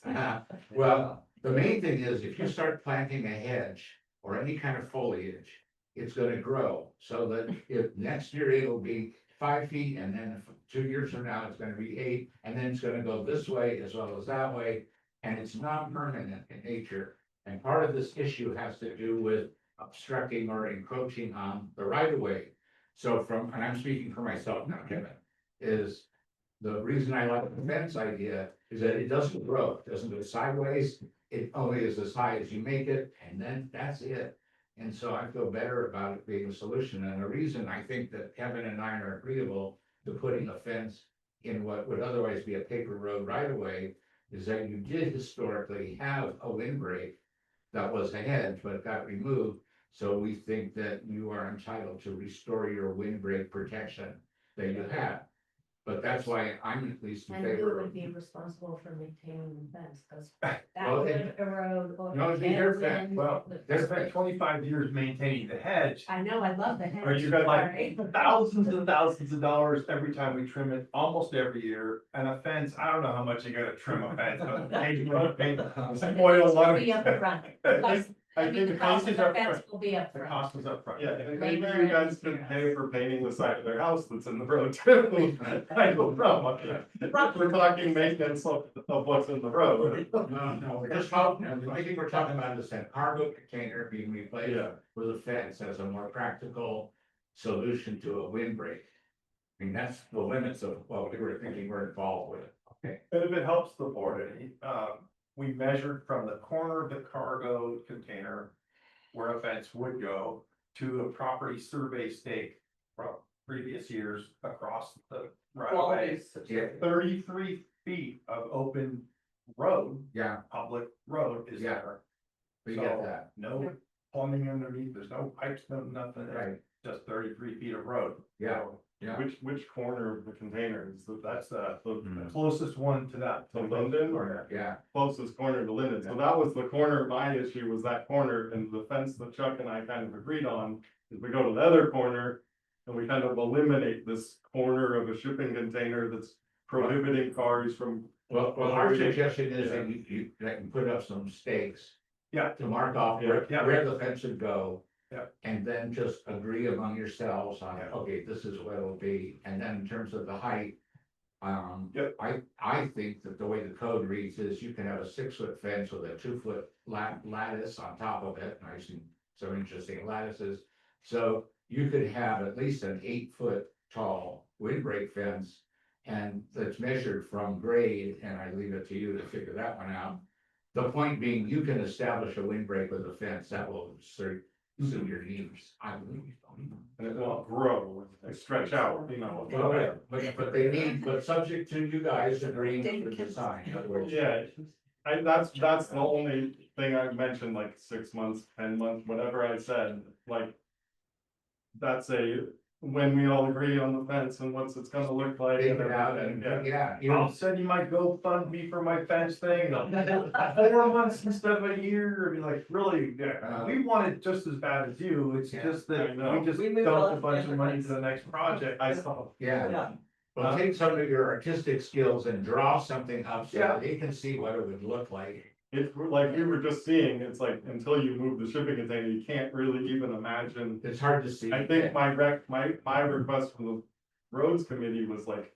To redraw the driveway just a little farther away from my corner, No, What we requested is, putting your propane tank, as far away from your house as code requires, and then building the fence.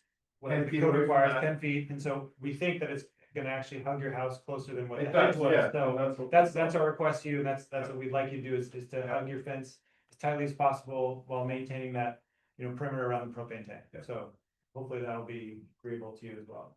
Yeah, So, it looked like it would give quite a bit bigger buffer around where we have no idea. I'm like Take it out. 60% agree with that survey mark, maybe it's over here, maybe it's over there, it's hard to say. Yeah. Go ahead, Greg. I don't know, it feels really, heartwarming to me that when two people, this happens relatively often here, so to my surprise, that people who are just really not being able to find a solution that makes anybody happy at the last minute. So sometimes it happens in here, people look at each other and go, well, we could probably work this out. I can think not too long ago, we had that conversation here. And so it's really beautiful to have, to hear that, to hear neighbors being able to talk to each other. And it's, everybody may not be super happy about every little thing, but generally to come to some compromise agreement, I just think that's great. I think that's how small towns work the best. So I'm thinking a little less happy about the process, and it looks like the outcome can be a good one for everybody, so I Yeah. think that's why I'm more cautious in that direction. Yeah. yeah, You thanks. You guys spend a lot of your time. Yeah, I feel like, thanks, Kevin and It's a Jack. crooked little road that gets you there, but if you get to the station and the train got there and that's what. So, That's right. yeah. I'd like to get off the train at this stop. and Yeah. let you guys have your evening back. Again, Okay. my last point, like speaking to the process that got us here. Like I haven't been in Bolinas for a week and I drive up the hill, like, I wonder where the shipping containers moved to now. Okay, is it out in the field? Like, I mean, like, I don't wanna fight about this for the next 40 years. No. Right, the only dog I'm gonna unwhistle is Supervisor Rodoni's gonna meet with Georgia about this. Like at their next meeting, so I don't know what to do about that. I don't either. I don't think he wants anything to do with it. Out yourself, he's gonna go great. He kind of, like you guys, the roads committee recommended at 8 AM when I had a meeting with him at 1 PM. Yeah, So I told him, like, I kind of like what you guys suggested, okay, good. There you go, Kevin. yeah. All right, If the anyway, shipping container actually moves, so I don't know. so stake it out and just work it out, and if Yeah. you run into a problem, come back to us, but And then just to East remind Valley. people what our kind of procedure is here, just because I'm the procedure gal. Can you guys vote on this recommendation? I will then give you guys a formal letter that just spells out what was recommended. okay. We have to vote on it. I just think we're using the. Yeah. And I mean, I'm fine to just say, look, we saw your recommendation. If these guys can work it out, Yeah, let's, I don't know that it needs a formal vote. I don't know, I think because they're putting a propane tank in the right of way, it might be nice to have that, sort of okay, the- it sounds like you're more or less accepting the recommendation. Can I speak to this? Just because, Yeah, I have some questions you too. know, I don't know if you guys know, but whenever you act on something like this, it becomes your problem. And so I don't see why the board should be approving an encroachment, given the history of the roads in Bowles. Because it's come to us that there's something in our road right of way, and there's been a complaint that we received that there's something in the right of way, so now we've been asked to respond to that. But I think your response could be, you don't have a problem with it, as opposed to this is what we recommend.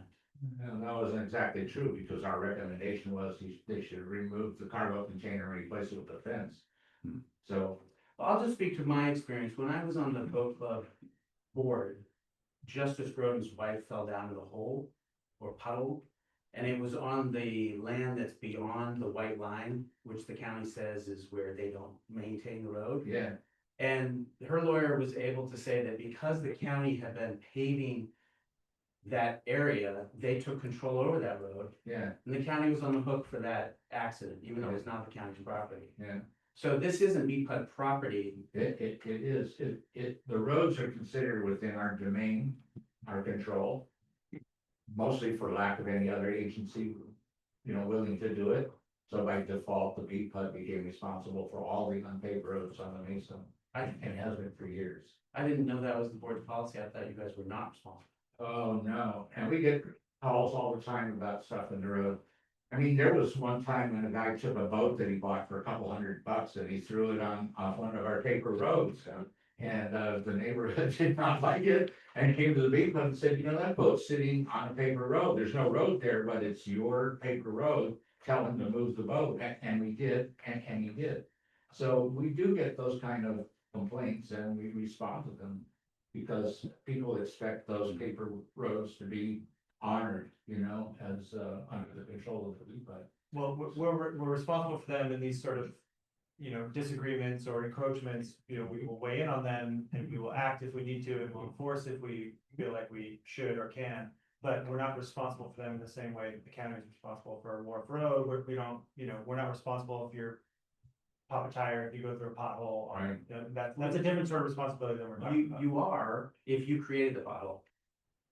Oh, we created the pothole. Yeah, we're- but we're not responsible for road maintenance. But we're essentially like issuing a permit for something. Do we then take But we can responsibility take for it? control over them, right? So what if- Tries to run a drainage ditch down an unpaved road, and we think that the drainage ditch is sending water the wrong way based on our drainage plan, we will tell them you gotta change your drainage. Yeah, I think though, where I would have issue with that is that water, sewer, roads and drainage is in our charter.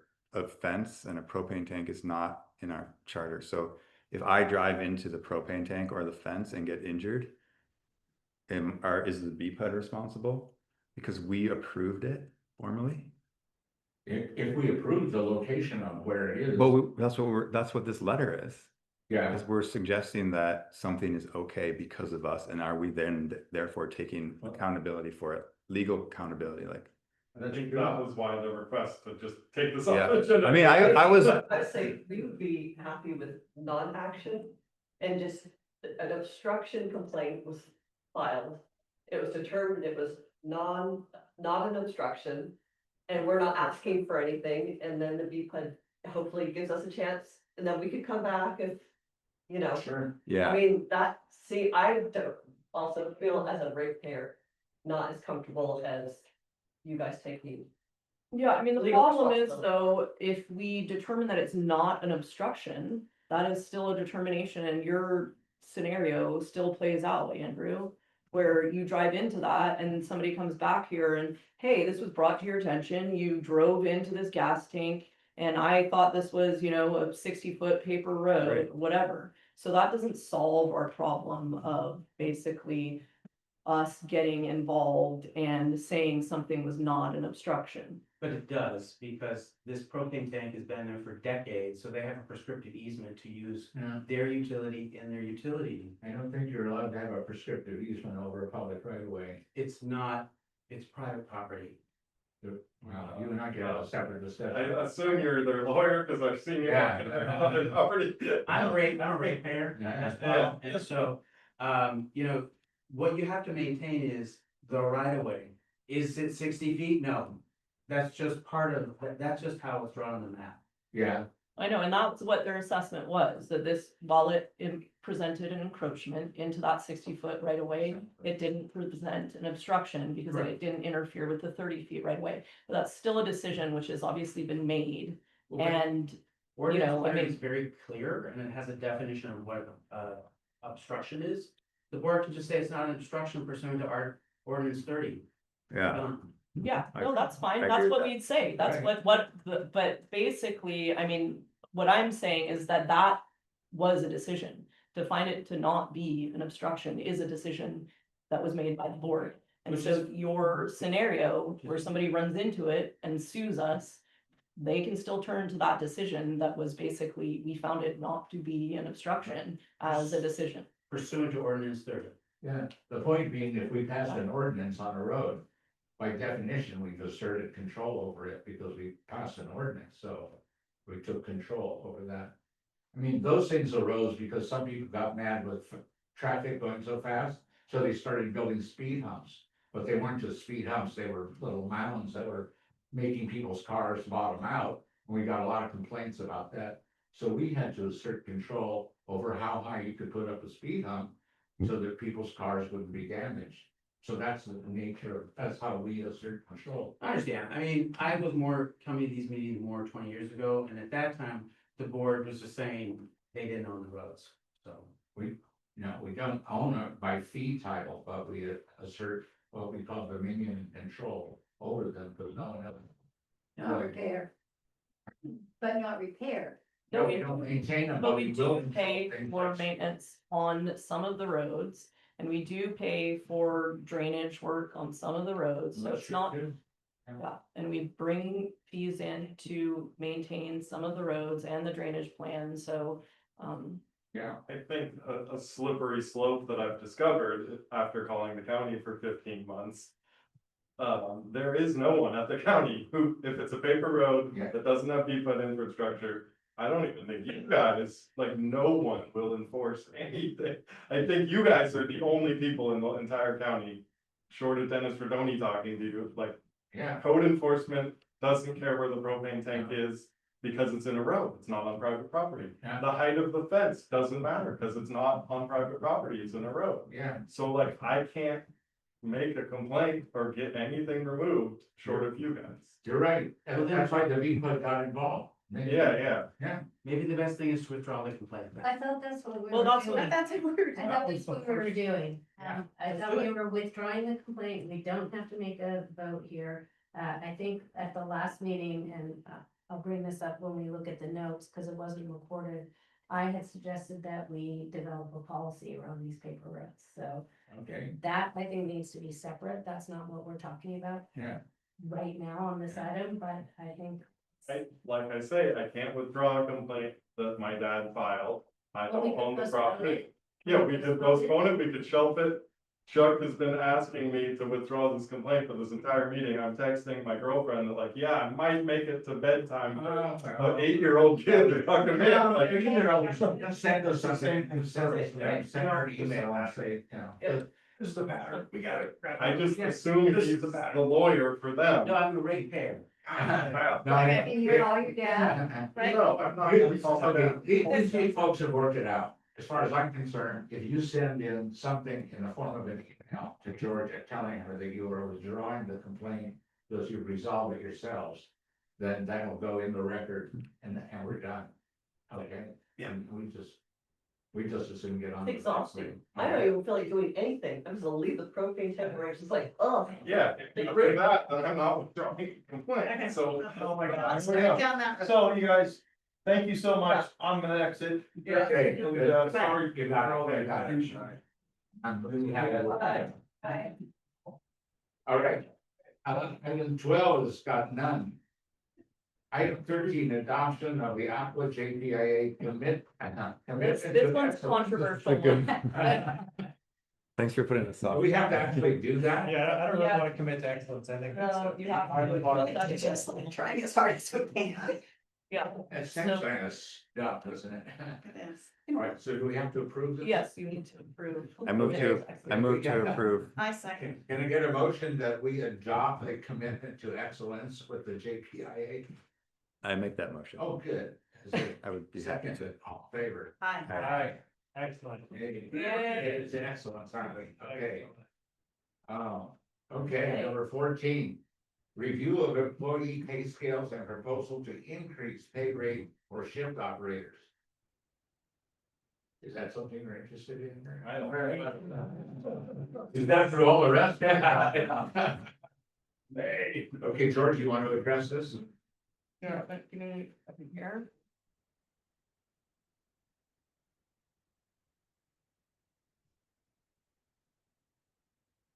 Okay. John was gonna be here, but you're gonna call it off. So. Oh, He was here. He tried. You got called away. Yeah.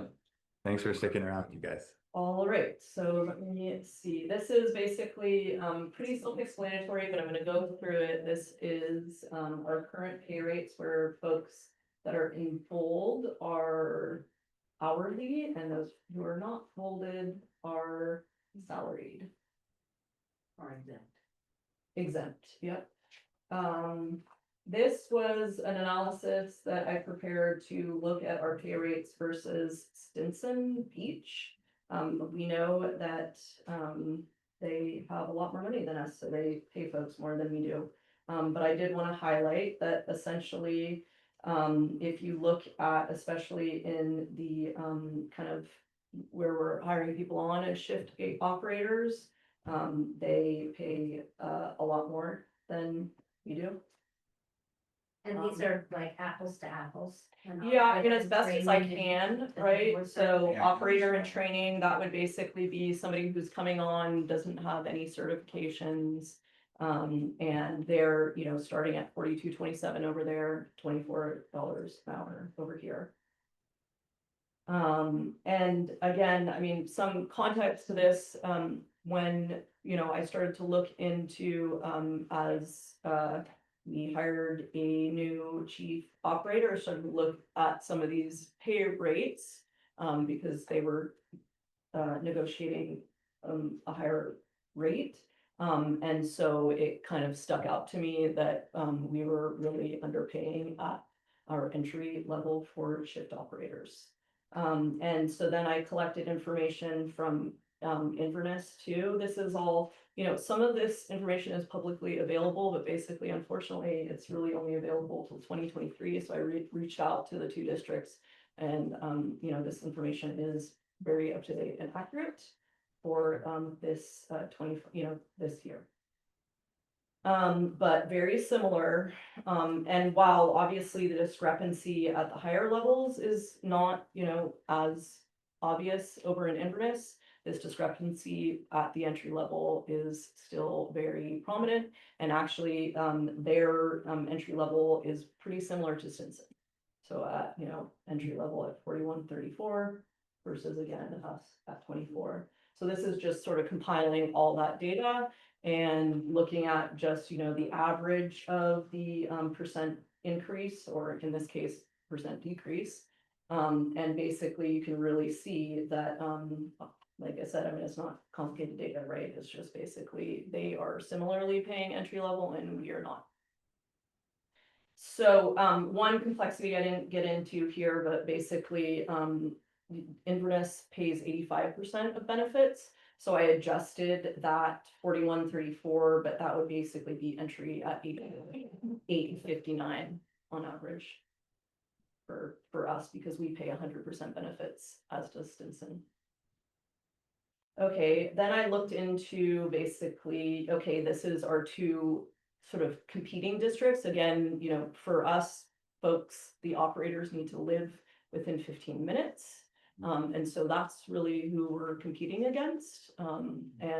But obviously I could, you know, look broader in the Bay Area and just see to what extent are they way far afield. And while they do pay better, you know, at entry level, than the Bay Area at large, it seems, you know, on average, we are still below that entry average. And this was just kind of looking at shift operator, or sorry, chief operator. You know, this really it's pretty varied. But you know, again, these operators, shift operators, get paid, you know, substantially less than a chief operator, as you would expect. And it's basically that. Then what I did was I asked a prompt to AI to generate a pay scale for 5 job titles using rural utility districts and coastal zones of California. So basically the kind of feeding in data. And then again, with the caveat that this is publicly available data, and from what I can tell, most of that is 2023 numbers. But we're looking at IPUD, Stinson Water, Cambria, Mendocino, and North Kuala Lumpur. And these are, you know, the number of customers where basically, you know, and it, you know, generated this. Again, just pointing out that at this entry level, we're off, Yeah, substantially. All right, this is just, you know, obviously we have means for folks to increase their pay through a certification process. That is spelled out in our MOU, where essentially each of those certifications garner you a 4% increase. And so, you know, obviously this isn't in reality how it happens. You don't fly through all of this within a year, but imagine that somebody was coming with these certifications. Maybe the process by which you determine, like, okay, what do we pay you? You could apply these to our base rate. Or, you know, it's just kind of an interesting exercise to see where they top out. and it's less than $30. So it's not like we're paying at a low rate, but then once you get your certifications, you can really just like, you know, quickly get to a higher pay scale. It's still pretty restrictive. And I'd say, I brought this up to you guys before, but particularly on the wastewater side of things, there was kind of this ruthless circle where you would just never actually obtain certifications because of how few hours you were obtaining. So, you know, actually probably a little bit more like you're topping out at this $27. Do you know how those increases, that 4% increase compares to other districts? Sorry if I missed that in an earlier slide. Do you think that's comparable? No, I mean, other districts, and for instance, like, those ones are more merit-based that aren't tied to these certifications. And in fact, Inverness, that I think they had a certification-based thing, they're getting away from that this next year, and are going to merit-based increases. So I'm curious to see what that looks like, but I can't really speak to it directly. When you say merit-based, it's not a step. It's step. It's a increase, step. yeah. Those It's are not step like- increase. They like when you're shiny, so. Yeah, I mean, they call them merit, and there's also, like dedicated years of service, like there's all kinds of different models that, you know, public sectors in California look at. And at the end here, I mean, I'm not gonna get to any of it, but that's something that I would like us to look at and consider. And I think, you know, it's, something that Inverness is actively looking at, and be helpful to talk to them about. You know, this, one of the things, just to point out, in 2017, we hired shift operators at $22.15 an hour. So basically, I was just, you know, again, in 2022, we hired at that same level. In 2024, we hired at $24 an hour because, basically, I thought it was appropriate for us to increase that entry level. But, you know, actually doing formal analysis, like, that wasn't enough to even keep pace with inflation. So really, we're hiring at a lower level than we were back in 2017.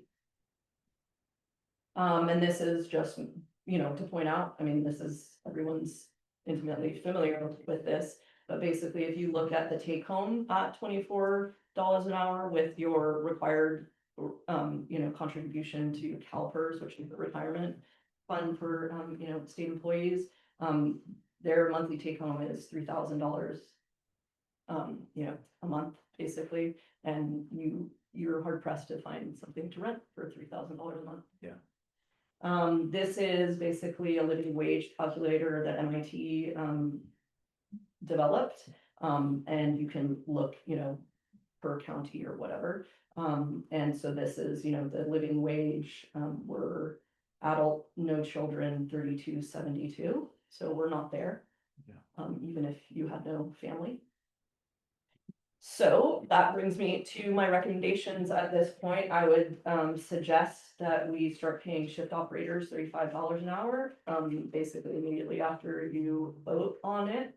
I would suggest that the shift operators still be eligible to receive the pay raises associated with obtaining their certificates. That's kind of what they went into this year believing. They're studying for those tests. And so it seems like appropriate to just kind of continue to maintain that. I also recommend at this time that we not hire for the fourth operator. We will continue to assess the potential impact that short staffing has on the district operations and staff morale. That's something that I'm always encouraging folks to tell me about, because it's like, you know, obviously easy for me to just be like, we'll only have 3 people, and it can be difficult. I say that this way, the pay raise that I'm suggesting we do here, which obviously we didn't budget for, we were budgeting for the $24 range, was and the pay raise that was recently negotiated with our chief operator, which obviously also came after we'd already finalized our budget, and the increase to shift operator pay can be absorbed into this existing budget, because it assumed that third shift operator. I'd recommend that in the fall, like, meaning we're almost there, but that we, board, take a comprehensive and deeper dive into our pay structure. Obviously, I presented data here that highlighted some other issues. So, ensure that positions receive compensation that is competitive and commensurate with their responsibilities. As I just, you were just talking about in terms of the steps, I think one of the things is coming up with what does that structure look like in a sort of static point in time, but also looking at, okay, well, what would these sort of steps look like across the different positions? And obviously, the idea would be that we would implement it in the 26, 27 year, so we can do this in a responsible way. And able to adjust the budget accordingly. So that is basically what I had to say. Good slide, thank you. Great. Great analysis, thank you. Yeah. Yeah, that's what we need. Well, let me go around and see if there's any response to your proposal. What you, Kristen? Well, I think what was said, anything we can do to maintain and support our staff. So I really appreciate the deep dive you've done here. So obviously a lot of work, not only in the research, but compiling it. And so I'm inclined to go with your recommendation. Okay, what do you say, Kevin? I am as well, but however, I've always heard that only having 2 operators is problematic, so I sort of want to hear from you guys how you feel about that. I mean, just conversation. I don't agree. Okay, well, We've got 3 operators right now. yeah, I I mean, consider including the chief, so myself chief still plus 2, but operator. I mean, the conversations we've had here have always been like, when we're down to, the chief plus 2, it's hard for you guys. That's kind of the sense that I've always had in conversations here, but now I just wanna, I'm not trying to second guess you, but I just wanna hear from you guys. I'm saying me and Stu did it, just the 2 of us for several years during COVID. Okay, With a 2-person staff. Billy was around but not out, so how was that? normal. Yeah. Yeah, Alright, we're fine. Yeah. okay, Good. alright. What do you say, Grace? I'm also fully in support of paying living wages. I really believe it a lot. I'm wondering about, I don't have page numbers on my slides, but about the general manager position and the assistant general manager position. It seems like those are underpaid as well. Is that accurate? Yeah, I mean, I'd say based on the analysis, that's accurate. I mean, that's where I'm saying, we should look at this comprehensively. Obviously, it's all one pie, right? And it's not just unfortunately, not just our employees that our budget needs to pay for. It has to pay for the whole burrito. So, yeah. Okay, I don't want that piece of information to get lost. I think this conversation is a conversation, and then I think that's another conversation. Yeah, that I would and that's like where to I was have. kind of leading to. I mean, I feel a lot of urgency and like a kind of moral imperative to address people Absolutely. that aren't getting clearly like a living wage. But that's not to say that we don't look more comprehensively, and it's complicated, right? Because it's like we have a district where we're running a sewer and a water, and it's like, what is the comparable position here for this particular position? That's what I envision that discussion really looks into, is a dive into, what is really appropriate for these different positions where you would evaluate all of them. Okay, Drew, what do you say? I fully support it. I had the same questions as Kevin about the workload on you guys, but if you think you can do it. It's good to see you, and we talk about so many other things in these meetings, but you guys are like the backbone of small town infrastructure, so Yeah. thank you, and Proud of me, we've never done it. yeah, so Yeah. Yeah. Like troops. whatever we can do, Chris and I, and Georgia will look at the numbers, but make it work. Right? Yeah, I mean, it's a job for the finance Yeah. committee then to start crunching, heavy crunching, but I support also that. I think immediately it's a good idea because it clearly represents not enough money presently, so. You need a motion then to Yes, please. Trying to get a motion in to approve the general manager's recommendation for an immediate increase to $35 an hour for the shift operators. I make that motion. Is there a second? Happy to. Second. All in favor? Aye. Aye. Taking us downtown now. Yeah. Yeah, thanks for coming. Good to see you. Yeah. It was the burrito that got me. So hungry. Moving on to discussion items. Number 15, managers update. Oh. Okay. If I can get Christian. up You want some of this? Sure. I didn't eat dinner, so. Say dinner. Will the burrito place be closed when you get there? Thank you. That's. Thank you. All right, I'm gonna try to fly through this since we still have more. That's a really Um, long agenda. Yes, it was really long. Production and consumption, we are at 167 gallons per day on the production side. Consumption in July was 164. We are just slightly up from June's consumption.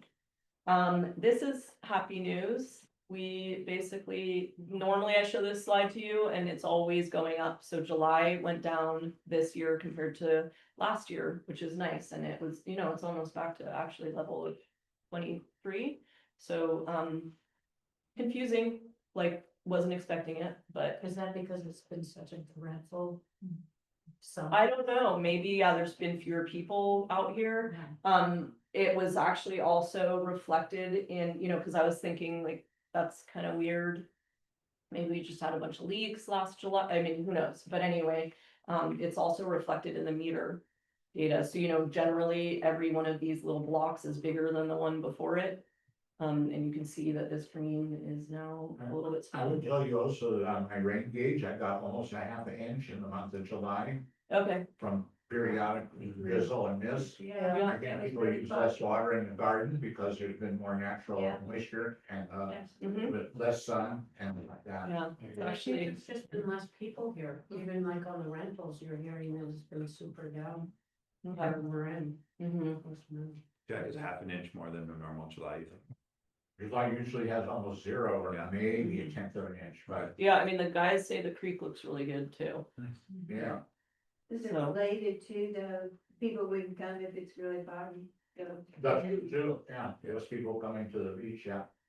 Last month we were drawing from the lower impoundment.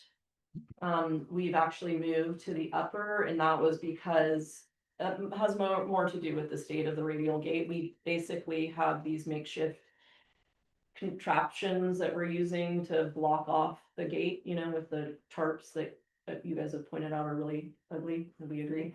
But, and basically when we were drawing, it was really drawing down the little mini reservoir, so we're up in the upper right now, which is still spilling. It looks, like I said, they're reporting that it looks really pretty good for this time of year. And we're able to draw at 90 gallons per minute in the plant, so things are looking pretty good. Also, it's really clear. No, or I mean, it's. Yeah. Reflection. These are actually pictures from last time, because I didn't get, normally I get aerial pictures, but, so I'll bring those back next time. So some operations updates, leaks, this is, if you guys remember, last month, this is basically a redo. We had a booster line leak, a birch leak, and a cedar leak. That's exactly what I sent you last time, except that it was like, this was ×3 on all of them, so this is better news. So we have leaks in the same spot, but they weren't as frequent this last one. Then this is exciting. We had our monitoring, you guys approved this, but this was the monitoring well. The 3 monitoring wells got installed. The Penacor Drilling Company was really great to work with. We worked with Rob Gailey as the hydrologist on site who was, documenting all of this. And Andrew, this was, he was basically the lead for, BPUD on this project, and he did a great job. This is, obviously, this is our augmented monitoring program for groundwater at the treatment plant that was mandated as part of our tech order. That whole thing is gonna get fed into a report that ultimately goes to the regional board that will effectively decide to approve it or decide to approve it conditionally. Again, there's gonna be, obviously, this is not like a fait accompli, this is all so you have a means to collect data. So just to remind you, there's a lot more expenses associated with this, because not only do we have now an additional well, a third well, we will also have more data we need to collect, at least for the first year, as we kind of prove that the treatment plant is not having adverse impacts on the groundwater. I have a quick question before you go. With the leaks that we kind of continually have, is that you can have like a document that shows where and when the leaks happen? Yeah, we have to document all of our leaks, so we have, a leak report. I'm thinking of the capital improvements conversations because some of those streets are on the list. Yeah. You can just see it peppered with bullet holes. Yeah. Birch. Yeah, I mean, part of, yes, and we've discussed this, I mean, this kind of brings up to, sorry to like lean on the finance committee, because we just talked about more work for the finance committee. But I think that one of the things we discussed, which is coming up pretty soon here, is that we would pull out the capital improvement subject from the finance budget cycle and have that occur in the fall. And really think about, and what I'm envisioning is a meeting with, the finance committee, me and the chief operator, where we're really having an opportunity to think more deeply about what we want to be on that 5-year capital improvement project plan. Yeah. And that, it just gets kind of fed into those budget cycle talks as opposed to embedded. So unfortunately, the fall is quickly approaching. It's hard to do the finance committee budget stuff in the spring and then give the capital improvement stuff equal time. So I'm happy. That's a good idea. I think it's good. Yeah. Even if it's more work. Okay, and then as you saw, the tank site replacement project is done. I'm gonna come back, like I said, next time with a full breakdown of what that all looked like and the impacts basically on our reserve. Also then, Stinson Water and BPUD reviewed engineered proposals over the last couple of months, and then we conducted some interviews related to that, and the Stinson Water awarded the project West Yost, which is great news for us because basically they're who we already work with related to our tech order. As I've said, this has really been it's just such good news for our sewer customers. We have so few sewer customers.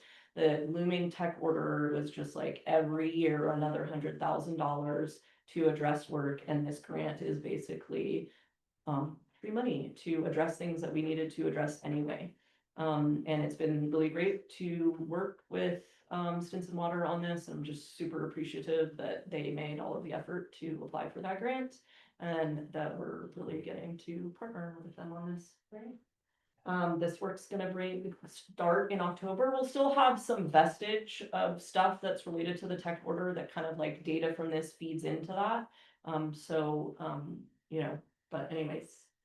And then just to point out, obviously this is a 4-year study, I think. And it's in depth, and it's, to look at wastewater generally and impacts of sea level rise, particularly on our infrastructure and how, and on-site wastewater treatment systems, especially, those in Stinson that are really subject to all of that sea level rise. But it's also going to require outreach to community members, and I'll be involved with that. But obviously, as that work progresses, I'll keep you guys updated. And then this is just my routine miscellaneous update now, is we're up to 9 people.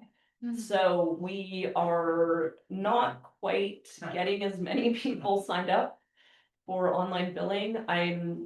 Last time Kirsten had suggested that maybe we should consider putting a QR code at the, at our sign site. Or maybe And- your saves, I Well, don't think people really pull over at the sign site, right?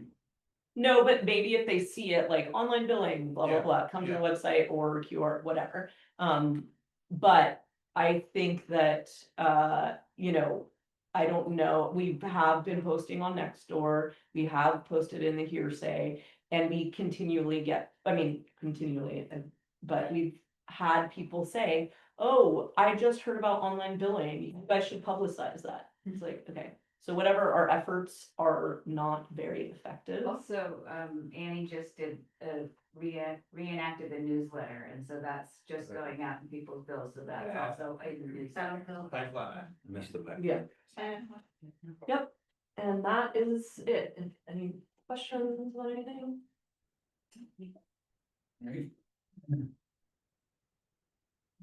Special reports or updates? Oh. I wonder if we could give a discount or something for signing up for online billing, like. No. A gallon of water. Well, I mean, but it's saving it, I mean, like the first, you know, we cover the first. You know, there's a service fee, but maybe we cover it for the first one or two. Cause it is saving, You us should have like money. a donut off or something. Like, come into the office, have some donuts, and we'll get you signed up for online billing. There you go, something. Have a glass of water. That'll make you guys less productive. We start to bill them if they don't go to. Yeah. Carrots, we talked- carrots. Yeah. If you had a wine and cheese evening. Yeah. Can we do that? At one of these meetings. I think you guys got it. Reception. People get the bill, they Right. just gotta flash, you don't Yeah, have to right. do this anymore, go online, you You know. want do to it at the feed meeting? people, Jack. Sorry? Did you do it at the meeting? Sign me up. Oh, well, yeah, this meeting's Yeah. been packed, Yeah, but all right, are we Okay. moving on the agenda? yes, Well, moving on let's to Plus items our 16. entire audience by moving Yeah, that was our chance. this. This is why I don't like putting the manager's report at the end. Oh. I like putting it at the front because I want to remind people. Well, let's do that at the next meeting, let's mention it at the top of the meeting when we have more people here. Oh, there you go. Okay. Yeah, I do like the idea of actually having like a laptop to like sign people up. Sure. It's kind of cool. Okay. That was your idea. Happy to do it. Okay, any volunteers? Oh my God, do it at Labor Day. Oh. Good idea. Yeah. Oh, we'll have a booth. I have a booth, Stand Dress up like a raindrop. sign up for online billing. Wait, We're were gonna you do that listening for to us? 4th of July. We were just talking about dressing up like water droplets Oh, really? for the 4th of July. That'd be so rude. Look at my Google search. Yeah. Anyways, Bella had some funny comments. I won't- Okay, so moving on to item 16, which is county permitting of short-term rentals and considerations of associated water use. I wanted to start this off by just telling you what I want to accomplish here, because you can see this is not on for action. I want to review information related to County of Marin's short-term rental program and its implications on water use, and the hubs. Review some water use data in the district, which I've compiled here. This is dense, complicated information, so I'd like you guys to just like sit and stew on this information till next meeting. And in the meantime, if you start to think about like, oh, I'd like this and that, you know, like whatever you guys want us to further research related to this, you can ask us to do that. And then you guys can consider at a future board meeting if you would like us to modify any of our policy related to LWUPs based on what I'm talking about now and based on your further ruminations. But at this time, I'd say staff doesn't think it's urgent to modify anything associated with their LWUPs. That's why we're just saying, you know, give it time and consideration. I was curious, is one of the suggestions that if you do have an STR, that it would be then converted to an LWAP? Is that what you're? I'm leaving that up to you. I want to be somewhat agnostic. I just want to present to you this information so you can start to think about, because what happens is you start to think about it from that person's perspective. They are getting some mixed signals from us and the county. And whether you would want to better kind of align that information, but let's talk through this. And then we'll have more concrete information to go on to kind of point out the sort of anomalies. I just feel like it's one more thing that somebody's being dinged for maybe doing the right thing by applying for an STR and go to the county. Yeah. As opposed to doing it illegally and. Yeah, yes. agree. So item 5, this is basically, we talked about this in May, but that was a while ago, so I just wanted to remind you guys about that discussion. Okay, so this was item 5 on 521. And I told you, hey, the county has a short-term rental program. You obviously know that. People are supposed to register their short-term rentals with the county. And, you know, this was kind of a big public debate. And the kind of fallout of that was these sort of divisions of how many short-term rentals across different West Marin communities. Bolinas ended up with 63. There are currently, because we, you know, have access to this list, there are currently 60 Bolinas registered short-term rental. That doesn't mean they're active. It's more like you're kind of holding your place. Then what we did was we looked on, you know, VRBO and Airbnb, and we found 40 active. For the most part, there were like 2 that are active but aren't registered. But mostly that Venn diagram is like overlapping. It's just there's a bunch of people that aren't running a active Airbnb, but I think that they're kind of preserving their opportunity to, because that's what this whole like list was. It's like, you're essentially on here and we're not giving out more. So I think people that were like, well, I might want to do one in the future. And then to point out the program itself, and I read this to you last time, but I'm just going to read it again because it's central to this discussion.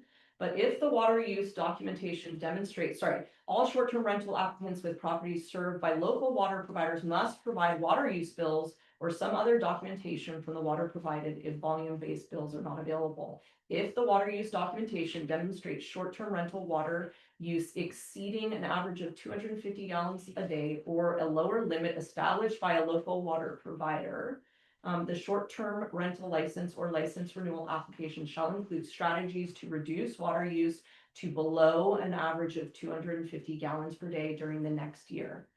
Okay, if water use is not reduced as required, the license shall not be subsequently renewed. Okay, so that's embedded into their program. We have no control over this. I'm sorry. No, you. What provision is there if there is a main house and an outbuilding that they're using for short-term rental? Is the 250 gallons a day, according to the county, for the property or for the short-term rental, or do we have any idea about that? I don't know about that, but I think it's for the property. I mean, because most people wouldn't have that separately metered, but I'm not sure. Okay. Does the county specify who enforces? How does this get enforced? I guess is my question. Yeah, good question. Yeah. So, Not at all. because I think that's probably why they put this, or the local thing, because why doesn't somebody else deal with what we are basically suggesting? So we are getting these notices from the county. The county is basically telling us, hey, somebody is registered for a short-term rental. We are also, as you see here, you need to provide, you get your water use bills. We are also getting calls from people that are like, I'm running a short-term rental. I need my water use data. Like, as far as we're concerned, they don't even have to tell us any of that information. But, you know, any customer can come in and ask for their water use data for the last year. We just provide it. So we're basically like, we're not formally interfacing with this program in any way yet, except that the county obviously thinks it's our purview because they're sending us this information, and customers are coming to us and asking for the documentation that they need to, you know, run their SPR in compliance. Yeah, but it's up to the customer or the operator of the STR to report that data, but the only way they can get it is by asking us for it. Can they get it from the online portal if they sign up for that? Interesting. I think they probably could. Well, there you go. Let's get all them on it. Isn't it on the paper? Isn't it on the paper water bill? Yeah. I mean, you Well, just not add that- up your 3 bills, right? Right. Yeah, but they are, you know, a lot of people are just like, I don't have that information from the last year. So, you know, they just, you know, have the last one. Okay, so at the end of that discussion in May, I said I would look into a few things. So do the 40 active STRs use less or more water than average residential customers? This is sort of an idea of, okay, normally when you guys look at LWUPs, it's because some permit pulled at the county alerts us, hey, a permit's been pulled, and then we bring it before you and we say, hey, you guys consider whether this particular project or permit impacts water use. I think it's important for us to, for at least you guys to consider, hey, a permit's been pulled, we've been told that somebody is starting to, run an active STR at their home. What is the impact on water use with that modification of use of the property? Okay, how many of the 60 registered STRs already have an LWUP? Right, that's important because obviously if all 60 of them had an LWUP, then it's like, well, we're already doing it. Okay, how often would the water use for registered STRs be above 2,700 cubic feet per quarter? So I think that's just basically, and sorry, I didn't point this out, but remember here I said this 250 gallons a day, well, that equates to 3,000 cubic feet. So slightly annoyingly, our sort of standard LWUP that you guys issue now is at 2,700. The one that they're referencing would be 3,000. But they also say, or the lower, or if the, local blah, blah, blah. Okay, how often would water use for a registered STR be above 3,000 cubic feet? So another point, this is just kind of understanding, well, maybe it's a moot point and these STRs tend to use 2,400 and we just don't ever, it's not going to be more work for us. Any other analyses you need to look at, okay? So these are the existing LWUPs in the district. This just kind of gets a breakdown here, and I'm just going to kind of highlight some of the issues here or data. So the number of STRs, as I said, are 60. The number of registered STRs with an existing LWUP is 15. But the percent of registered STRs existing LWUP is 25%. Okay, so just so we can kind of compare apples and apples. Number of total meter read connections is 578. So this is basically, we have meters, some of them belong to the district itself, we don't read them, so that's all I mean by meter read. Number of existing LWUP on meters in the district, 128. So if you look at sort of like, what is the base level, it's 22% are on LWUPs compared to 25% of those registered STRs. Number of additional LWUPs if all registered STRs were added is just like the difference there, 45, okay? And percent of LWUPs in the district if we added these registered STRs to LWUPs. So basically, what I'm trying to make the point here is that we went from basically 22%, if we added all of these people, we're talking about, okay, now we'd be 30% of our customers, which you kind of get a sense of, well, what is the additional workload on us associated with it? We went from 22% to 30%. But importantly, percent of all existing LWUPs that are above 2,700 cubic feet per quarter. I don't think I fully appreciated this, but most of our LWUPs are above 2,700. It's only recently that you guys have been issuing these 2,700s. And so obviously that fraction is decreasing as more people get added on at the 2,700, but we really have the LWUPs from the vestige and some of them are incredibly high. Percent of all existing LWUPs that are above 3,000. So basically same deal, but now use a less stringent marker. And so now we're at 49%. Percent of registered STRs with LWUPs above 2,700 is 69, and percent of registered STRs with LWUPs above 3,000 is 63. So I'm just going to break this down in language to help you guys understand why I was even looking at these numbers. But basically the meter reading is conducted manually in the district, as you know. When an LWUP customer goes over their allowance, repeated reads are required to get the LWUP customer in compliance. So the more LWUPs we have, at least now while we have manual reads, it impacts our kind of administrative operations. And the guys need to go out and do all of that. We need to contact the customer. It's, there's time associated with it. Instituting LWUPs requires administrative time for the district to enforce. While many, 25% of the registered SDRs already have LWUPs. 63% of those LWUPs are above 3,000 cubic feet. So, and permitted by the county, 69% are above the PCPD's current standard. So the more restrictive the LWUP is, the more likely the customer is to go over their allowance, and the more time consuming the administering the allowance is for the district, right? So basically, right now, if you have an LWUP and you don't go over, it's literally nothing. It's no more time, because basically that's just us reading your meter and being like, great. If you go over, that's when that additional meter reads come into place, and then we're sending letters and all of the compliance comes into play. Okay, so now I'm gonna get into a little bit of the data here. So basically we examined water use data from 23 to 24, or like that 2-year span basically. And we filtered out multi-residential and commercial customers to begin with. So I'm looking at kind of like apples and apples. We identified customers who have an STR listed on Airbnb. Those are, like I was telling you, considered active STRs. And then we identified customers who are currently registered with county. They have a registered STR, okay? We filter out customers where there was 0 cubic feet of water used 2 consecutive quarters in a row. Because we have, surprisingly, some meters where it's just like basically zeros. And so what I wanted to do is like look at homes that are actively lived in and have that be, you know, serving as it. So this is just basically looking at what was the impact, how many people got filtered out of that data set after conducting that filtration process.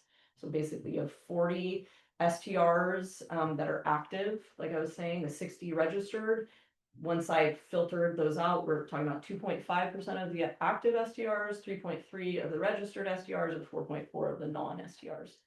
Okay, so I mean, again, this isn't very quantitative, but basically there was nothing like, you know, I was filtering out 20% of the, you know, non-STRs or something. Okay, and then just one other thing to point out, because the registered STRs are kind of like dirty data, because I'm like, I don't really know what's going on with those folks. I basically looked at the active STRs in terms of, okay, this is when somebody is actually, you know, STRing their home, and then looked at non-STRs. And the registered only, I didn't look at that data. I just basically removed it from the data set. I have a question about that though, because we don't really know how much activity, how much renting is going on. We know about water use, but we don't know if that's because of renters or the homeowner or, you know, whatever. So like active STR just means they're using water. We don't know how long. No, it just means, it means that they are publishing and you can rent their home. Right. So it's active just means it's on Airbnb. I knew some of these, like I could look at some of the registered STR and like, this person doesn't run an Airbnb, and confirmed like, okay, and they're also not publishing it. That's what I'm saying is that, you know, when I was saying at the outset, some of these people ran to get on the list, but they're literally not running an STR. That's why I removed them. And the data set is really big enough. This is like, you know, obviously there's not that many people that are running STRs. There's a huge number of people that are not running STRs. So just the data is hefty enough. If I started to eliminate a lot of the STRs, right, the sample size starts to get really tiny, and then you start to worry. I had so many within that other one that I'm just like, there's no point in me introducing some data that might actually be, some of those people are actually running in, as you know, because they've already started to, but I can't, you know, whatever. I just, there's really, it was just basically to clean up the data and have a better bifurcation of the 2 data sets. Okay, so this is what this kind of data looks like, is basically, again, we have, you know, you guys know this already, but we have staggered meter reads. So just consider that this is kind of, you know, smushed together. So we have spring Q2 2023. That's like 3 months that are compressed together, and I'm calling that spring. Okay. So obviously, otherwise we could do this on a monthly data set. So you can see now what I'm doing is basically I'm identifying like, okay, over a 2-year period, would this person have gotten us in a situation where we need to start administering an LWUP? Okay, So number one, you can see they went to 2,900, that's above the 2,700, but it's not yet above the 3,000. So let's say, you know, from the standpoint of, you know, the county's description of their policy, like this person wouldn't have to bring their water down the next year, right? Or whatever within that following year. And then this person here, you can see their points where they're kind of bumping up and down, where they're over our traditional LWAP and then even over the county. Okay, this is just looking at water use above the LWAP cutoffs that I was just talking about. So basically, if you look at active STRs, the percent of them that were above the 2,700 was, below the 2,700. So we're looking at just folks that wouldn't, you know, like the ones that are all white here. 62% of them fell in that category. If you look at the BPUD only, what I would really point to is what I wrote over here. What we're looking at is basically the 39% of these folks are above, you know, you know, quote unquote, violating an LWAP if they had one.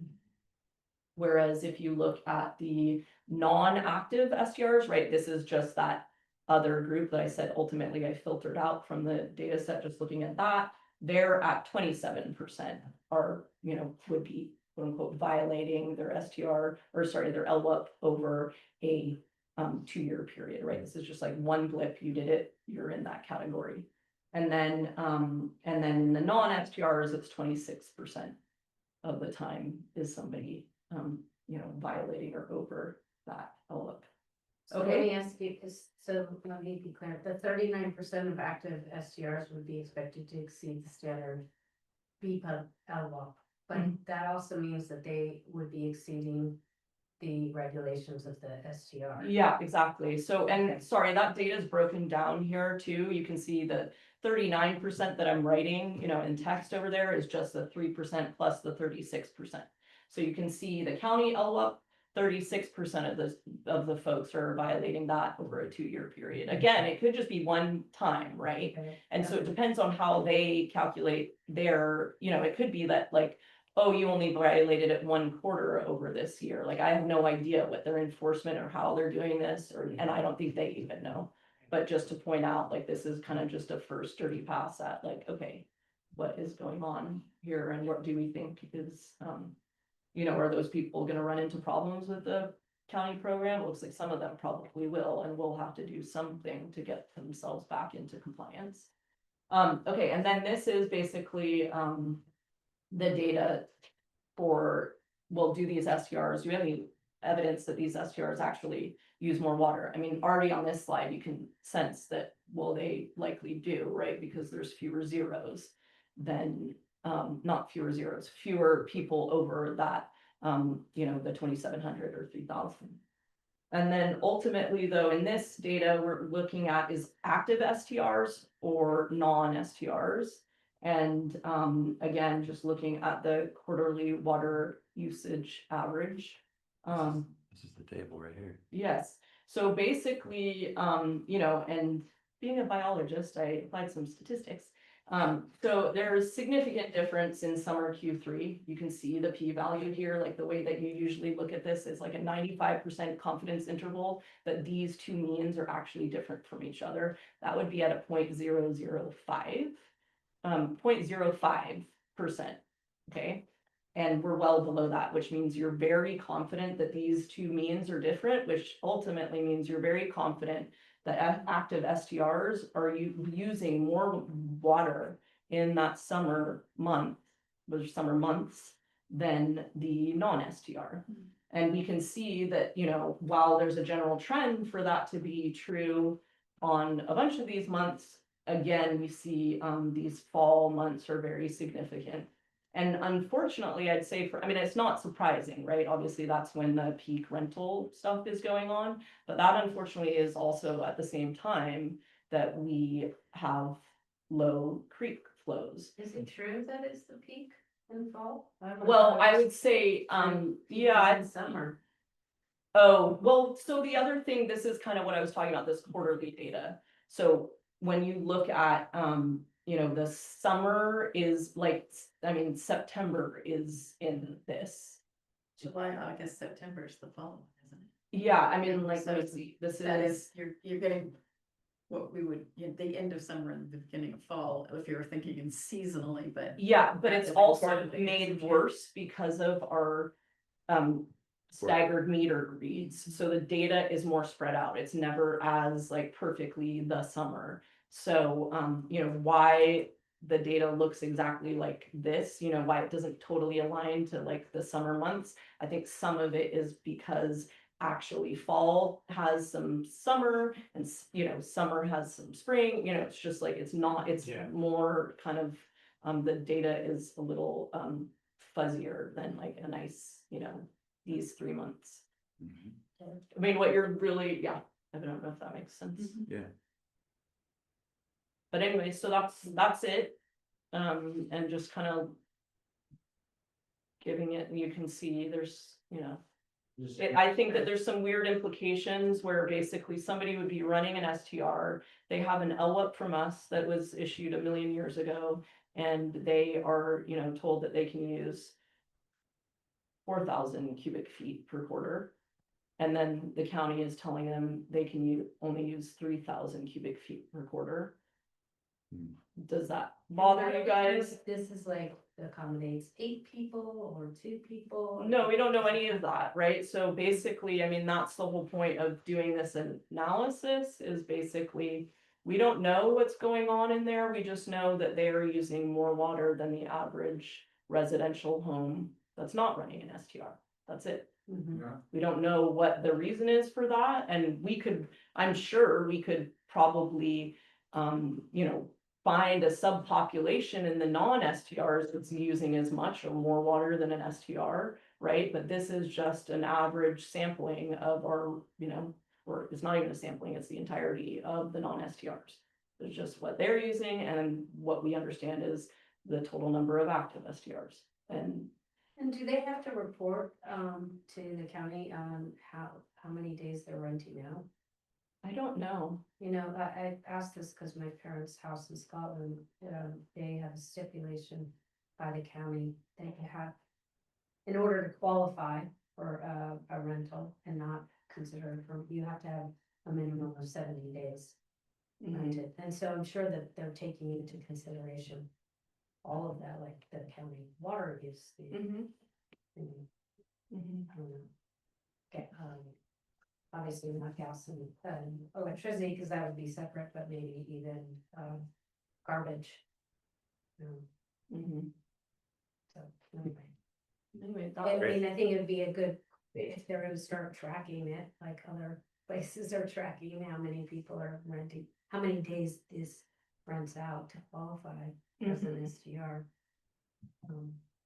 Prompting the county for that information to be able to get it. Yeah, and I mean, I think what's going on right now, I'm not sure about this, but I think to maintain your registration, because they basically are like, we're holding your spot as long as you stay registered. And so I think it's like, whether you're running your active STR or not, you're gonna have to show what your water use data is and show you're not out of compliance. But I'm guessing, just based on the fact that it was like, you know, first come, first serve, these 60 people, we have people waiting in the wings, and if you don't renew your registration, then somebody else will come on. Or So- if you qualify, like, I know our neighbor said, hey, we don't have, we don't have garbage. And the county saying, if you wanna qualify as an STR, you have to have this garbage service. I thought you had to have garbage service to have a house. No? I don't think so. I lived for a long time where there wasn't. That's great. So you're right, yeah, they've kind of moved people in to sign up, and now I think they're starting to make it more restrictive if you qualify to continue to maintain. Yeah, again, it's not really clear to me like what the enforcement is gonna look like, or, you know, whether they are looking to us. Like right now, we are not doing anything related to it. We're not keeping track. I mean, except obviously in running this data, but it's not like in our customer database, we have like STR written or anything like that. We're just basically complying with folks when they tell us they need their water use data. You want to go on to item 17? Thank you, that was a. Yeah, fascinating, that was cool. That was good. Really good, data analysis, So thank you. what would be our next step if we were going to take? I mean, Yeah, that's where I think, I mean, what I would suggest is this is kind of dense and just think about it. And I can come back with, you know, based on feedback, if you guys are asking me to do further analysis, because I could imagine that you look at something like this and you're like, I'm wondering about whatever. So if you want me to do anything else, I can come back to it and we can have it on for action for you guys to kind of discuss, having had an opportunity to think about it. And if you guys want to make recommendations, like, hey, we want to suggest the people that, you know, are on, like, we should modify our standard LWUP to 3,000 going forward, just so it's consistent with this data, right? Or this program, something like that, right? Obviously, maybe you're just grandfathering in on everybody else. It's really not impacting us. It's just making it going forward. Now we're at their, you know, there's more kind of agreement between us and them, as an example. But maybe you're like, we think we should just adopt, you know, I don't know, But or, that's also a standard, I mean, that is Belize is more restrictive in its water. Mhm. Source than somebody else, for instance, and all. yeah, I mean, in practicality is not that big of a difference Yeah. between the two.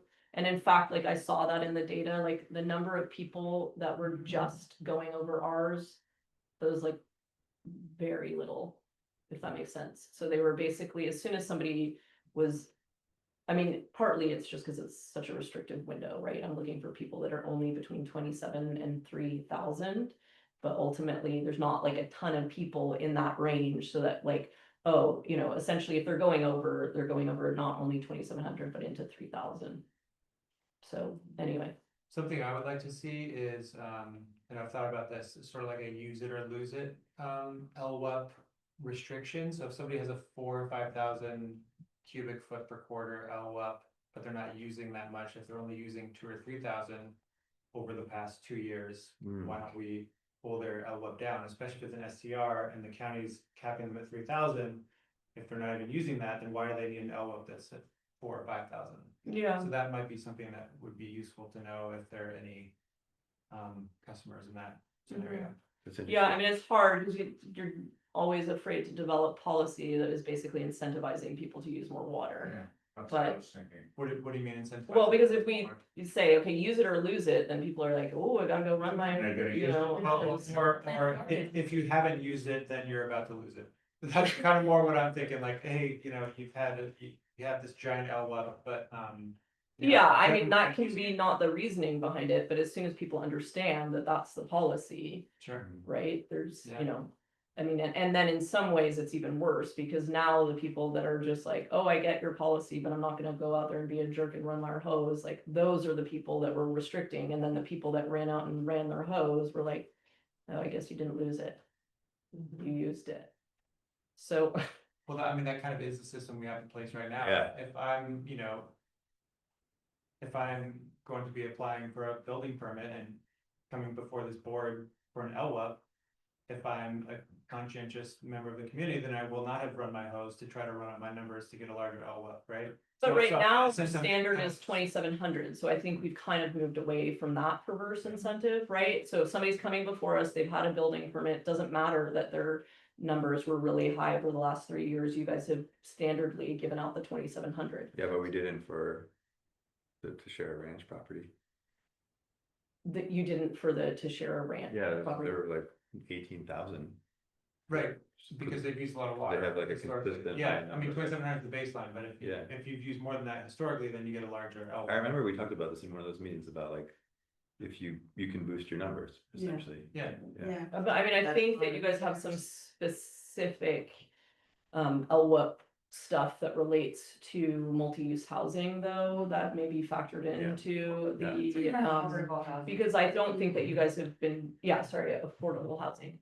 But I think that you guys have generally been giving 2,700 for And we haven't been looking at, like, the last couple of projects that I've Yeah. seen. I think it's based on usage though. I mean, I think the projects that have come before us have all been below that, but if a project came before us that Yes. had an average of 4,000 cubic feet, then I think that's the outlook that we would apply to them. Hmm. I'm pretty sure. I mean, it's based on usage. So is that right? I think you're right. I thought that you guys, I mean, we can look back at Yeah, it, go but I look feel at like the it. last, we'll There's all look at the various last couple of rules. ones, but I don't Okay. think, I don't remember even looking at usage when you guys implemented your 2,700. Okay. We used to, but we've gone away from that Yeah. to a standardized and numbered. Really? Okay. Well, because for the very reason, you just pointed out about incentivizing people to use more water because then they get more. Yeah. So I think Tom Smith or somebody You brought that would up. reduce it though if you had high numbers. Let's just put a cap on it. Jenny. Yeah, Jenny. Am I right in remembering that the LWAP is the same as what used to be called an expanded water use? Yes, yes, we just changed the name. To L. Limited. Limited. This expanded didn't make any sense. Sounded like you're getting more on we changed that. All right, I would like to keep going on. All right. Item 17. Smileys. No, Yeah, yeah, sorry. So, so last time we were here, they presented some alternative ideas for where to, do this off parking for their, customers and patrons, guests. And I think you guys made some good points in terms of sort of like looking at the location that they were interested in and the proximity to the pathway that was there. Yeah. And so I kind of just did a little bit of like, I also noticed that the area that they were talking about, it looks like it's in the like county right of way. And I went down there and it's just not, it turns into a marsh, it's probably a wetland. There was just a lot of reasons why it didn't really, that particular spot didn't work. So I reached out to Mickey again to see if there was another way to kind of move around his compost pile that he's got there. Parking on it does not seem like a good. Yeah. That's he- an organic farm. He felt kind of bad about it, but he was like, I'm working with it, I can't really, it doesn't, I don't see a way for them to use that space.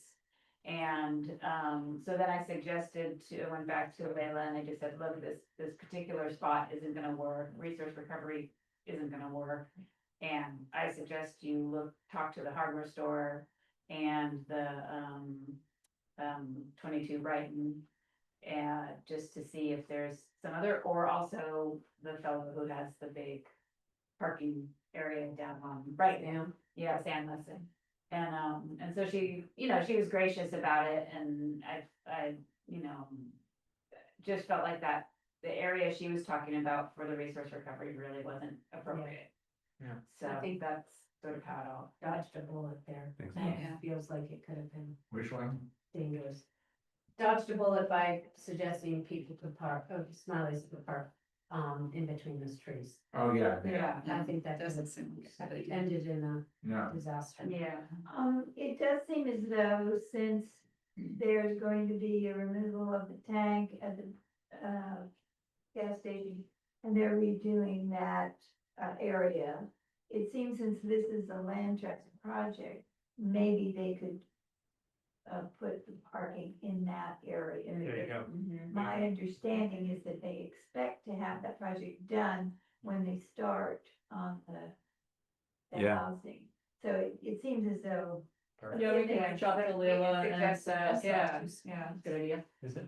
No. How many you I mean? mean, I think they're gonna reimagine the whole parking lot once they have the gas, pumps removed.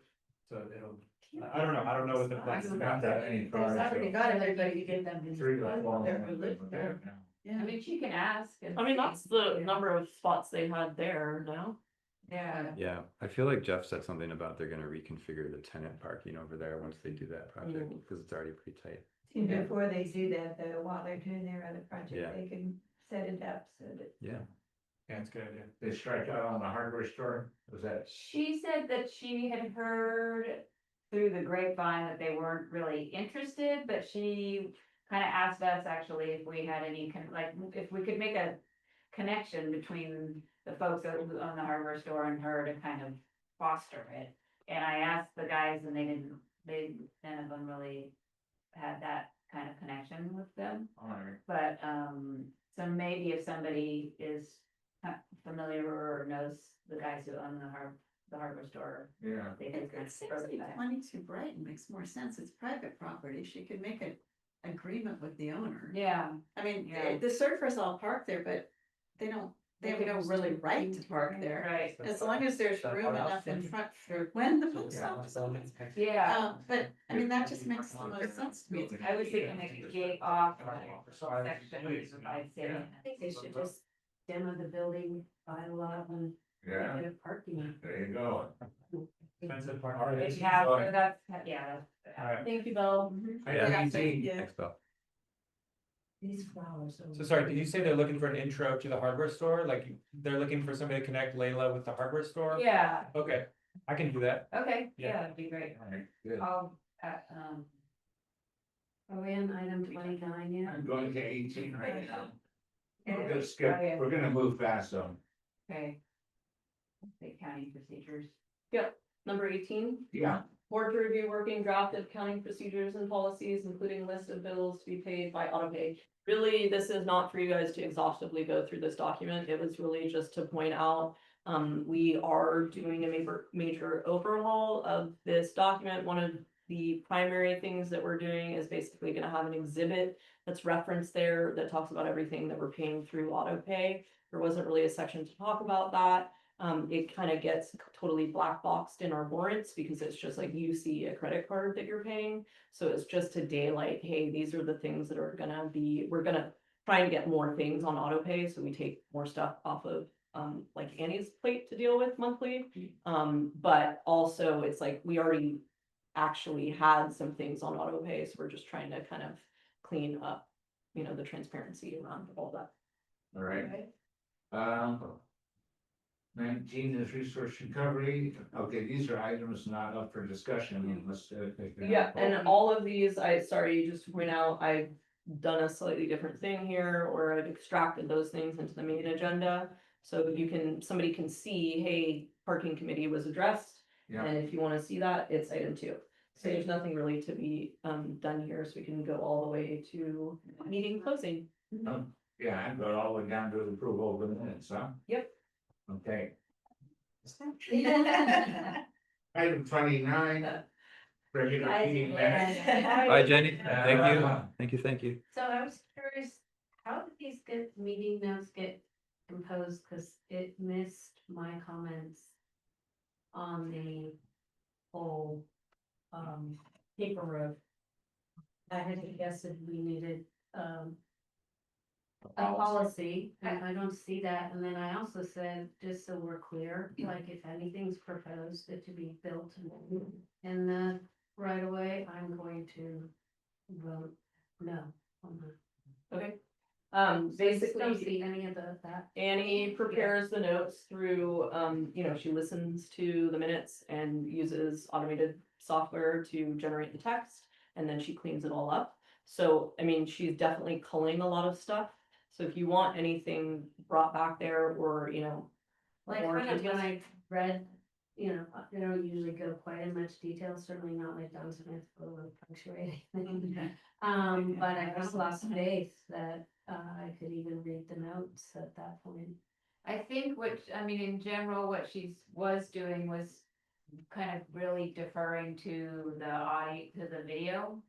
And saying, here's the section where you can go look at the video and listen actually to what people are saying. But I mean, I hear what you're saying is that you'd like to have more. Well, I mean, yeah, explanation. it only said that I said, well, you should go out and get a survey, which is kind of an expensive thing. That wasn't the only comment that I had. Okay. Well, I think we sort of agreed as a board that we were okay with having smaller, shorter minutes. I think, maybe there's still disagreement about that, but personally, I'm okay with that, so I'm okay that not every comment is listed, that maybe even not every opinion is listed, but that having these timestamps with the link at the top, to the YouTube video. I think these are very detailed, and I'm sorry that you feel like, your opinion isn't written here, but you know, if somebody is interested in a topic, they can go right to that timestamp, and I've done this with the minutes before, I think it's really useful, it's. I don't feel like we need to have an exhaustive text for the minutes, but having the links is.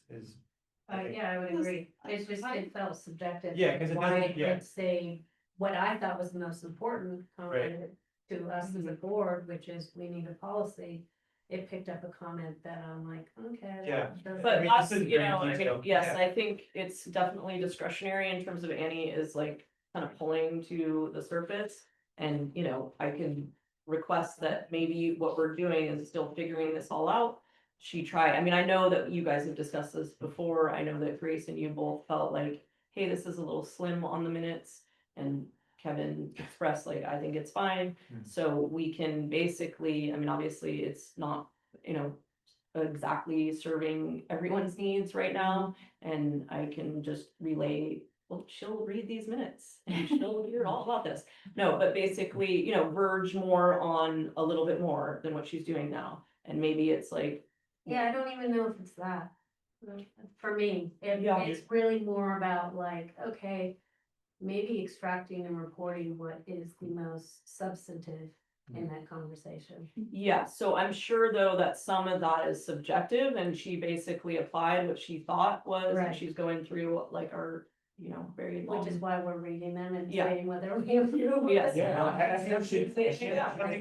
As an aside, you know. Pardon? Probably took it as an aside and therefore it wasn't the substance of the agenda item. Not that it wasn't an important thing to say, but was not. Yeah, But do you want to amend the minutes to include that at the end of the? yeah, I would ask that Yeah. it be. Yeah. Might be added to the end of item 6. Yeah. I also just think the formatting is really difficult to read, this whole item 6 thing, it goes on and on, there's no paragraphing, it's like, this is not user friendly to me. It is. And I understand this is a work in progress, but Mm-hmm. I think that it really, I think it's nice to be able to go back and look at the video if you have internet and if you have a computer, and I want, there's a little bit of an equity issue in there, I think.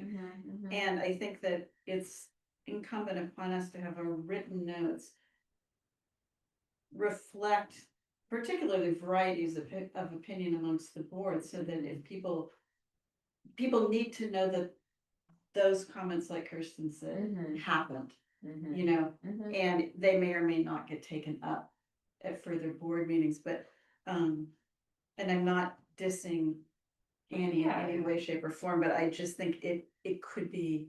No, it's an iterative process and Yeah. feedback's helpful. That's what I would like for to see. I would like to see wider spacing. I would like to see paragraphs, and I would like to see, A little bit more comprehensive. a little bit more comprehensive. Yeah. And leave the timestamps in. Well, yeah, it's difficult because Jennifer's minutes are very exhaustive and very, you know, you could go back and know exactly what was going on, but it took her at least 8 full hours or longer. Our minutes would have been 12, 14 pages. Yeah, They were really good minutes. and they're good, but it's. Too much. Well, but AI could maybe, you know, between the two. But I agree that this is not user friendly when you have a one paragraph that runs the whole page. Okay, yeah. Did you hear that, Annie?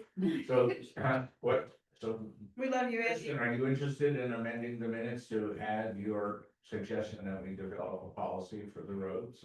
Well, I don't, but that's what I'm saying is now I feel like I've lost a little bit of faith in what else was not, so I'm not gonna say I want only that item amended.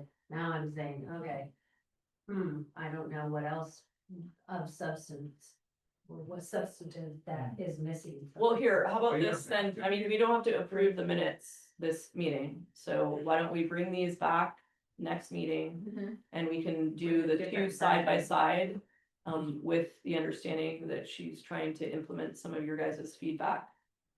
Tonight, and then you guys can kind of see before and after. That's a good suggestion. That's a good suggestion. Okay, Okay. I have a couple other small changes. yeah, It says BPUD in a lot of places. I think that's the AI. Okay. So if you could just do like a quick search and replace BPUD with BCPUD. yeah, those are throughout. What's that? What's that? On the first page, there's a few BC PUDs, Yeah. but virtually all of them are. Yeah. Even in that item 6, sometimes it's P and sometimes Yeah. it's BCP. So it'd be good to just clean those up, and then there's another repeat of something on page 4. Item 15 is listed twice, and I think the second one is more comprehensive, so eliminate the first. Item Oh, yeah, 15. you're right. Yeah. But anyway, we're not voting on tonight anyway, so. Okay, No, but it's But we'll helpful, make that those those are the changes. feedback that she's getting to like kind of understand. yeah, I mean, again, it's like at some level, unless we include every tidbit, it's discretionary. So some of that is just basically what is your kind of taste for what gets included. So it's helpful to hear. okay. Okay. All right, so then we're gonna go to item 30, which is approval of the warrants. So, Question? get a motion to approve the warrant. Anybody got a question or comment about any of the warrants? No, not for me. Yeah, and if not, how about a motion to approve the warrant? I so move. Thank you. Is there a Second, I'll second. Thank you. All in favor? Aye. Aye. Materials to be signed by board members. I think that's been done. Yeah, it's just your guys' checks. I mean, we have draft resolutions and stuff like that. So if you can come by Yeah. with some, yeah. Future agenda items, what, did we talk about any? I mean, I just mentioned a few within the context of my manager's report, but I don't think. Yeah, we decided, not quite sure what we decided, but this whole idea of the parking committee as an agenda item, and are we taking that off the agenda because that committee is not really gonna be calendared on this anymore? I just wanna be clear on what we're doing about, because that's usually a committee that shows up on every agenda, whether it's full or not. Well, it sounds like, yeah, I'd say we don't eliminate them entirely. I'd say we leave them on and let's see if they can recruit new members, if there's that continuity where they want to go with it, but I don't know. All right, so it's not a future agenda item then. No, and actually, yeah, so basically those, I mean, the format that I'm using there is just like to remind us that those committees exist. Yeah. But really, the intention is that only the bolded things are actually, we're allowed to talk about. The other things we're not really allowed to talk about because they're not really agendized. Got it. And so, the idea here is that that parking committee would likely next time not be bolded because they told us they're kind of like not much to do. Yeah. I Okay, like that format. I mean, I Yeah. like being able to still see that there are. committees. Because we are trying to make sure the sheriffs are doing what they're supposed to do. I mean, you know, there is ongoing monitoring and refining of what got set up, so I think checking it. Yeah, Yes. about how it's going is important. I'd like to keep it for a year. Yeah, I agree. I mean, the thing is, if there's no committee because they don't wanna do it, then whatever. I mean, obviously, I can't make somebody have meetings, but I guess we can make us. a meeting. I think I have two questions. One, just whether it's a future topic, are we gonna be hearing or giving an update of what's happening to the post office, knowing that Jennifer Blackman, Einor and Steve and Linda were such critical, they were a committee and such critical players at the forefront with Jennifer. Yeah, I mean, the way Spearheading that that I measure. understood that to happen was that was kind of led by them and Jennifer would get folded into those meetings. So she wasn't like leading the charge on that, she would get invited to the meetings. Right at the time that I joined, it was kind of just sort of petering out. And so I have not been involved in any of those meetings. She basically was like, I'll kind of deal with this because it doesn't really make sense to onboard you for something that's gonna kind of Peter out. yeah, Yeah, figure out. right. So they've not reached out for any further kind of, effort on our part, but we can reach out to them and say, hey, it'd be great if you can present it. reach out to Kansas Tiki. Well, I feel like, yeah, they kind of took it on and built upon the. You made the work. connection between the landlord and the post office. Okay. That was the key link. Got him to sign the lease, which they finally did. Mhm. He seemed to be instrumental in that, so Uh-huh. maybe he's the one.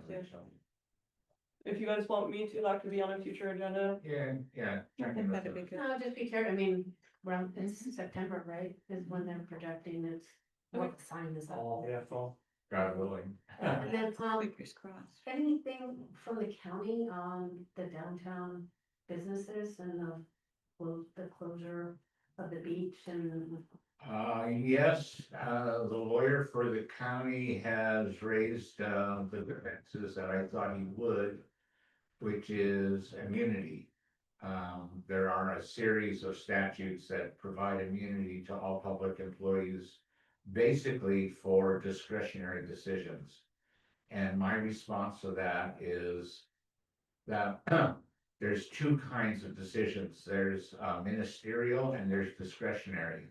So if you want to issue a press release and make a decision to close the beach, then that's a discretionary decision, but it has to be based on a ministerial act, which in this case would have been to analyze the data. So there's two forms of data.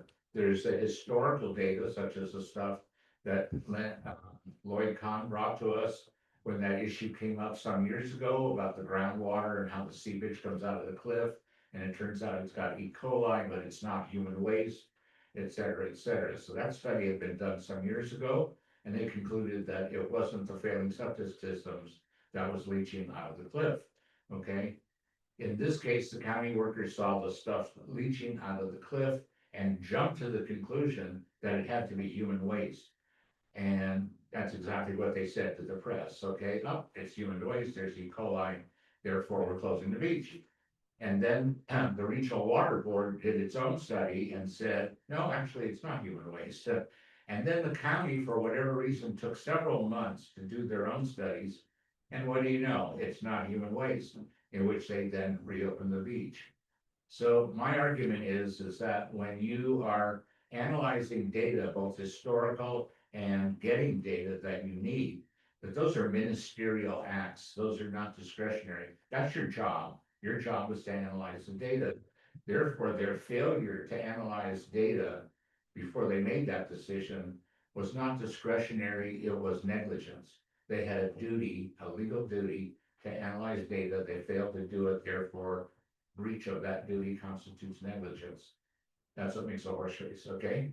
So the lawyer for the county is arguing, no, that's discretionary, that they decided to close the beach.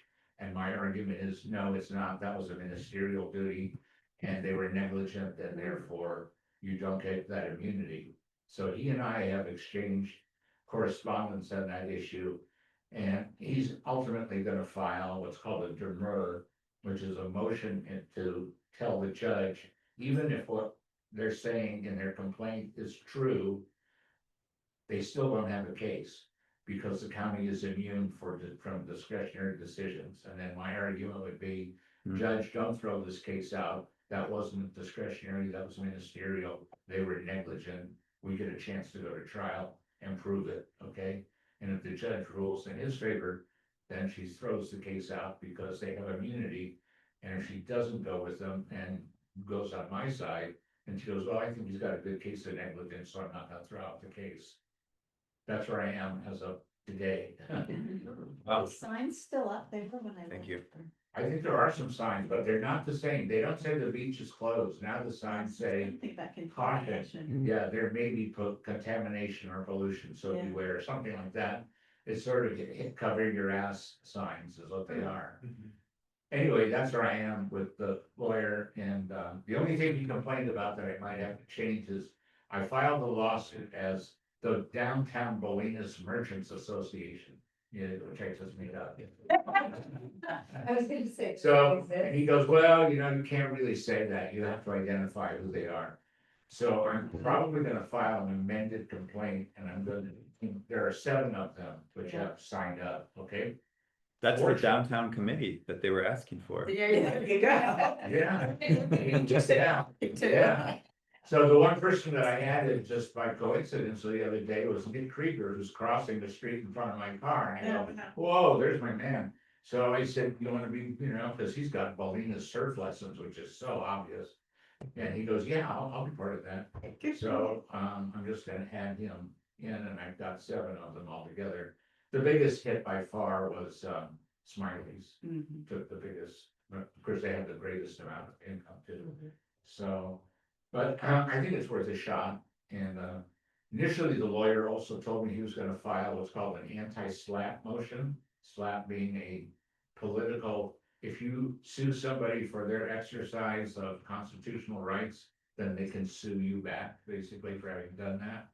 So he was trying to claim that I was going after the county for exercising their constitutional right Oh, wow. to speak, meaning to close the beach. And I said, no, you're nuts. This lawsuit's not about them speaking, it's about their negligence, you know? So he dropped it. Yes, I said, which is a bullshit argument So is the lawsuit against individuals or is it against a department? against the county. Against the county in general or Yeah. against certain? Against it, well, when the county has employees, the county is liable for the negligence of an employee. Okay, So I don't sue the employee for, you know, the health department, I just sue the county. yeah. And then which court is this in Lorraine County? Marin County Superior Court, and the judge I drew is Sheila Lichtbau, who I've used before, she's pretty good, the only thing that bothered me a little bit is, she used to work for the county. So, but almost all of them do. I Well, I was mean, gonna say, most are of they them are not county- prosecutors and Are they not county employees as judges? they are. They are, so isn't that? So pretty hard to conflict of avoid. interest? Well, except she was, instead of being a lawyer who comes out of Should private adjourn the practice, you know, We should pick a date and adjourn the meeting and then talk about that. what's that? We should adjourn. Okay, yeah, okay. Meeting is adjourned. Oh, we didn't, set the next meeting date. It's. Sorry. September 17th. September. September 17th. Okay, meeting is adjourned. Turn off.